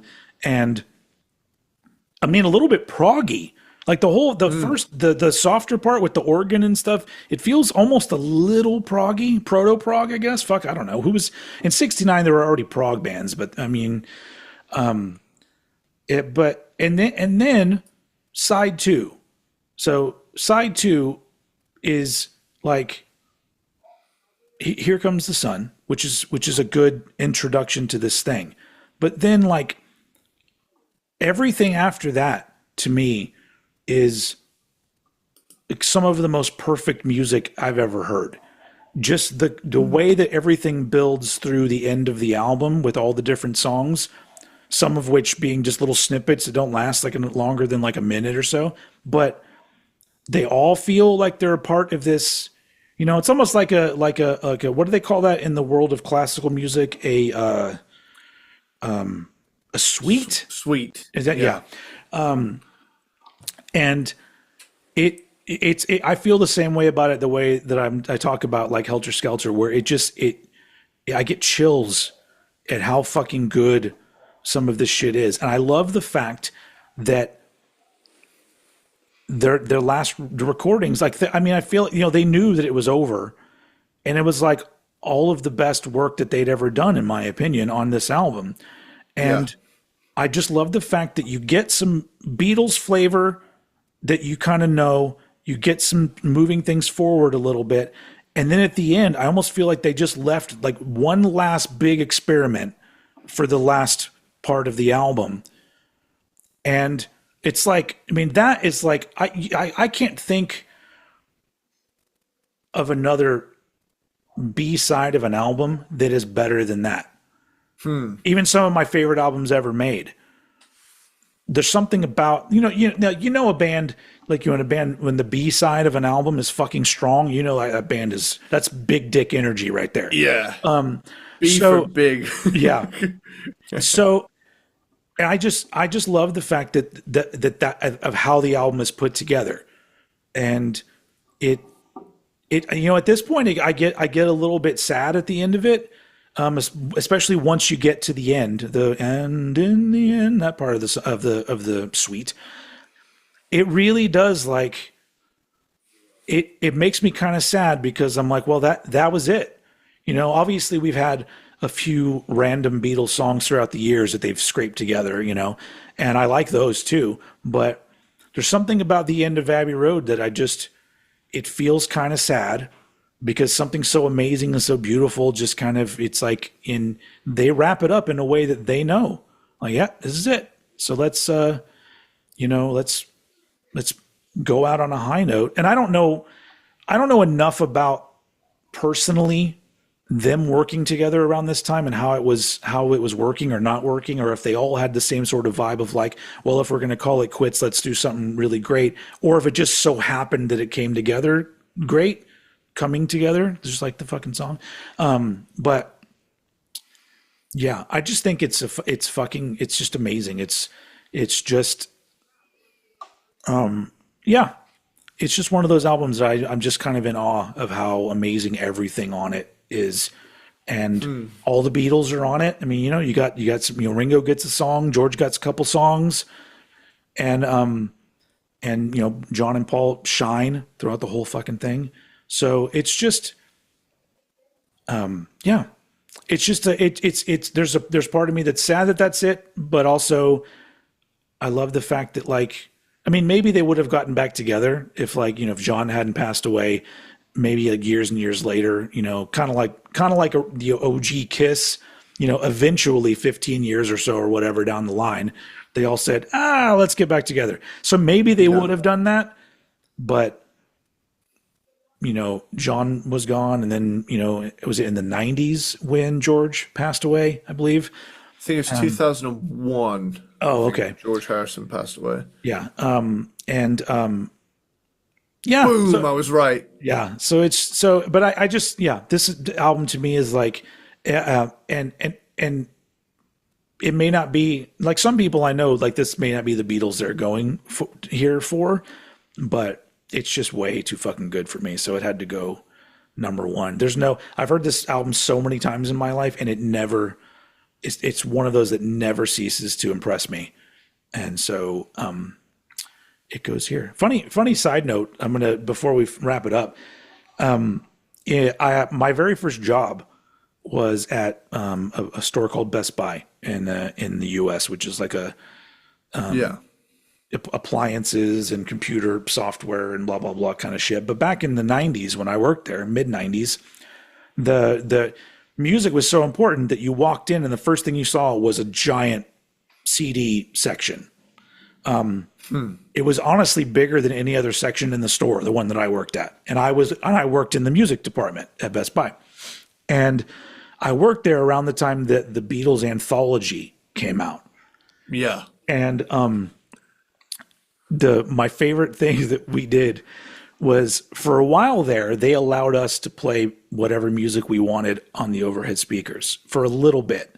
And then we started to fuck things up. And so they changed that shit, but we were able to go to a CD changer and then play something on the overhead. And so we were there, working late, because midnight we were opening the doors to let everybody in to buy I don't know if they released all of them at the same time or if it was just the first volume of the Beatles anthology. I think it was just the first volume. Anyway, so we're setting things up for everyone to get there at midnight, and we have all the end caps set up for people who haven't worked retail. An end cap is where at the end of an aisle there's like a display of something important, and so it was the Beatles end caps and stuff. So anyway, we set all it up, and we queued up the music for when people started coming in, and so we open the door, everybody walks in, and immediately you hear, look at all the lonely people.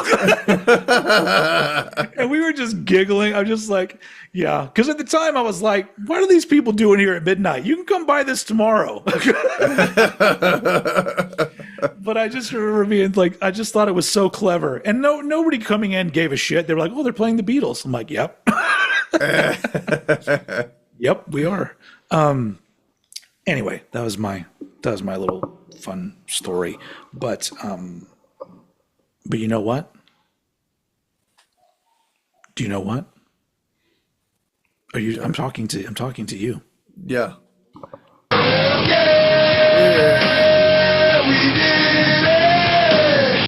Nice. I love not doing that anymore. I know you want to do it. You can do it. No, it's okay. It's okay. If anything, it saves my beautiful singing voice. I just love hearing, because we don't do it justice. You have to have Ja Rule to do it. It just doesn't sound right when we do it. Anyway, have you run into copyright claim issues with that? No, because I think it's so short. It's short enough to get away with it. Yeah. Plus the quality is shit. Probably can't even. Yeah. It's like the sampling thing on here. It really degrades it, it's kind of cute. I kind of like that it's kind of degraded. I like it. I think it sounds funnier, kind of fucked up as well. Yeah. It sounds like the LimeWire downloaded version of the song, and it was it's the lower quality download. Yeah.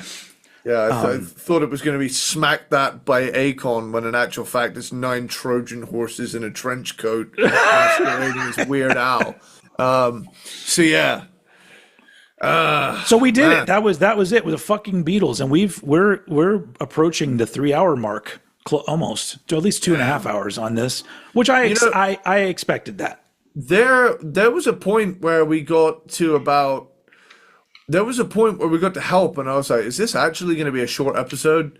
Nah. No. Nah. Also, we got derailed. We got derailed by a ranking within the ranking. Yes. So you're welcome for that, folks. Hot damn. So yeah, that's the Beatles. Beatles have been done, and logically, the next step sometime in the future is to rank Oasis. Which I asked you, I go, can we rank Oasis at some point? Because now that we've done the Beatles, now we got to do the band that wants to be the Beatles. Yeah. Eventually, we will get to Oasis. We have other bands to go through, and yes, folks, we also have metal bands to get to as well. Yes, indeed. I know. So far, we've done. Well, I guess Linkin Park's kind of metal, but Linkin Park and the Beatles. It's not like we're not giving everybody like classic thrash metal or death metal or whatever, which we will get to. You know what? Actually, that's a good point. I'm gonna have a look at the. Hold on. We've reached the what's it called? The denouement. We've reached the we've reached the denouement. We've reached the band the meeting portion of this. Yes, meeting in session. Yes, I don't have a gavel. Or whatever. Let's have a look. Where are we at? Fucking where's the here it is. Okay, Cranked and Ranked view full podcast. Let's have a fucking look here. Yeah, this is our what is it? What kind of document? We have a document that keeps track of what we're doing and what we have done. Well, I'm actually looking at the we haven't done like a metal band in like 2 months. It's mostly been like alternative and or I suppose there was some metal in the Old Friends New Shit. So yeah, okay. So let's open up the Google Docs and have a look at what's going on there. That started off like a great song, and then that lost me kind of in the end there. It's okay, it's a working title. We just take that first part, open up the Google Docs, and that'll be like the beginning, and then we'll build the song off of that. Open up the Google Docs. Yeah. Crossing the Beatles off. Next one Go up and is a suck a year. fucking cock.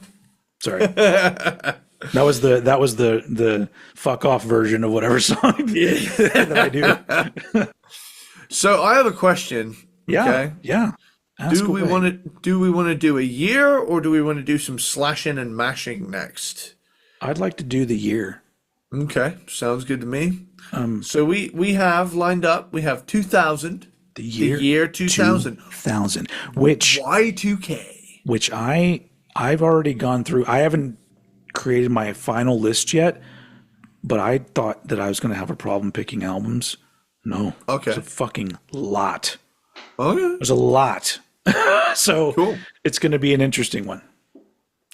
Well, cool. Sounds good to me. And after that, we have lined up Slashed and Mashed Ramming Speed, which is going to be. Are we doing that after 2000 or are we doing a band after 2000?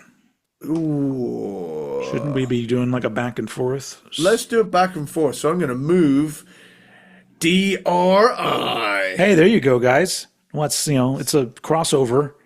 There you go. Yeah. DRI. That'll be fun. Cool.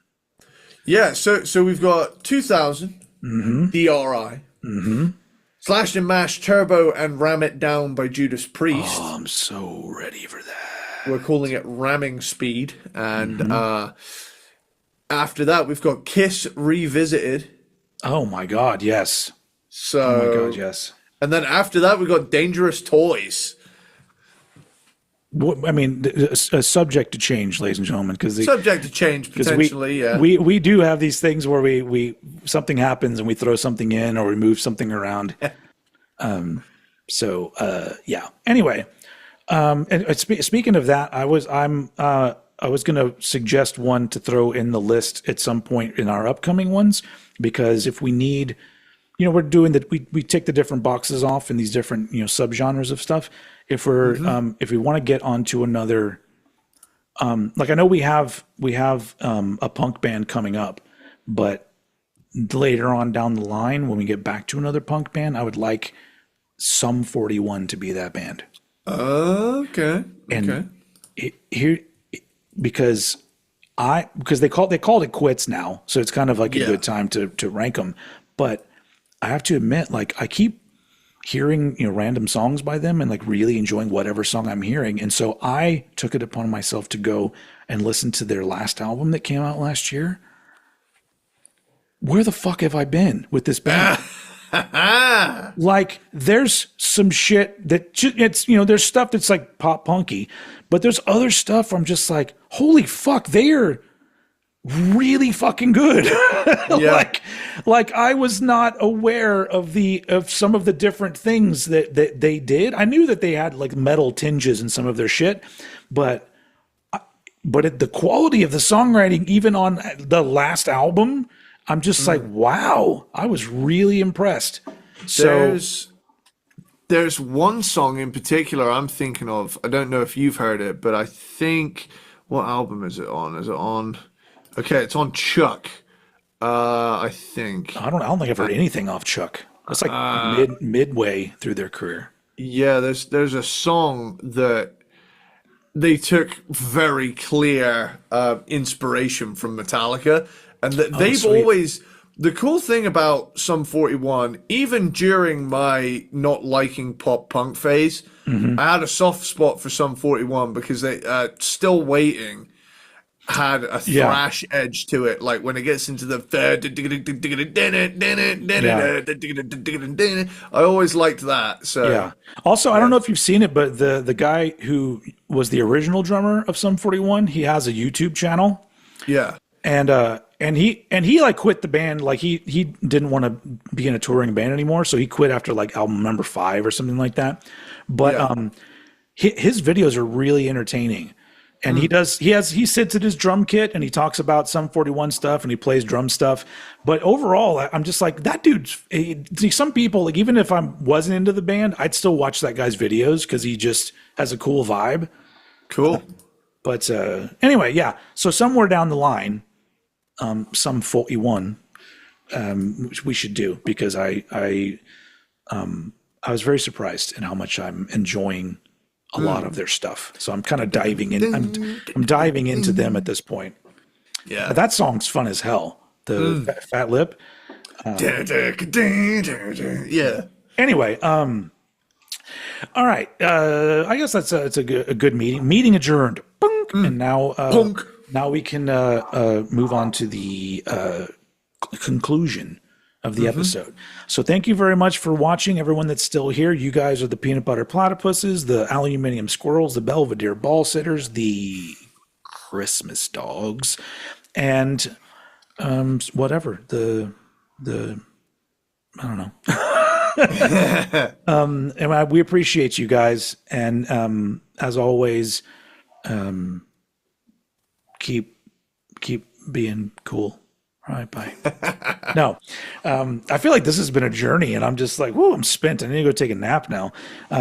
But I hope you guys enjoyed it. As usual, like, I'm sure people are going to be putting their comments about what Beatles albums they love in the bottom.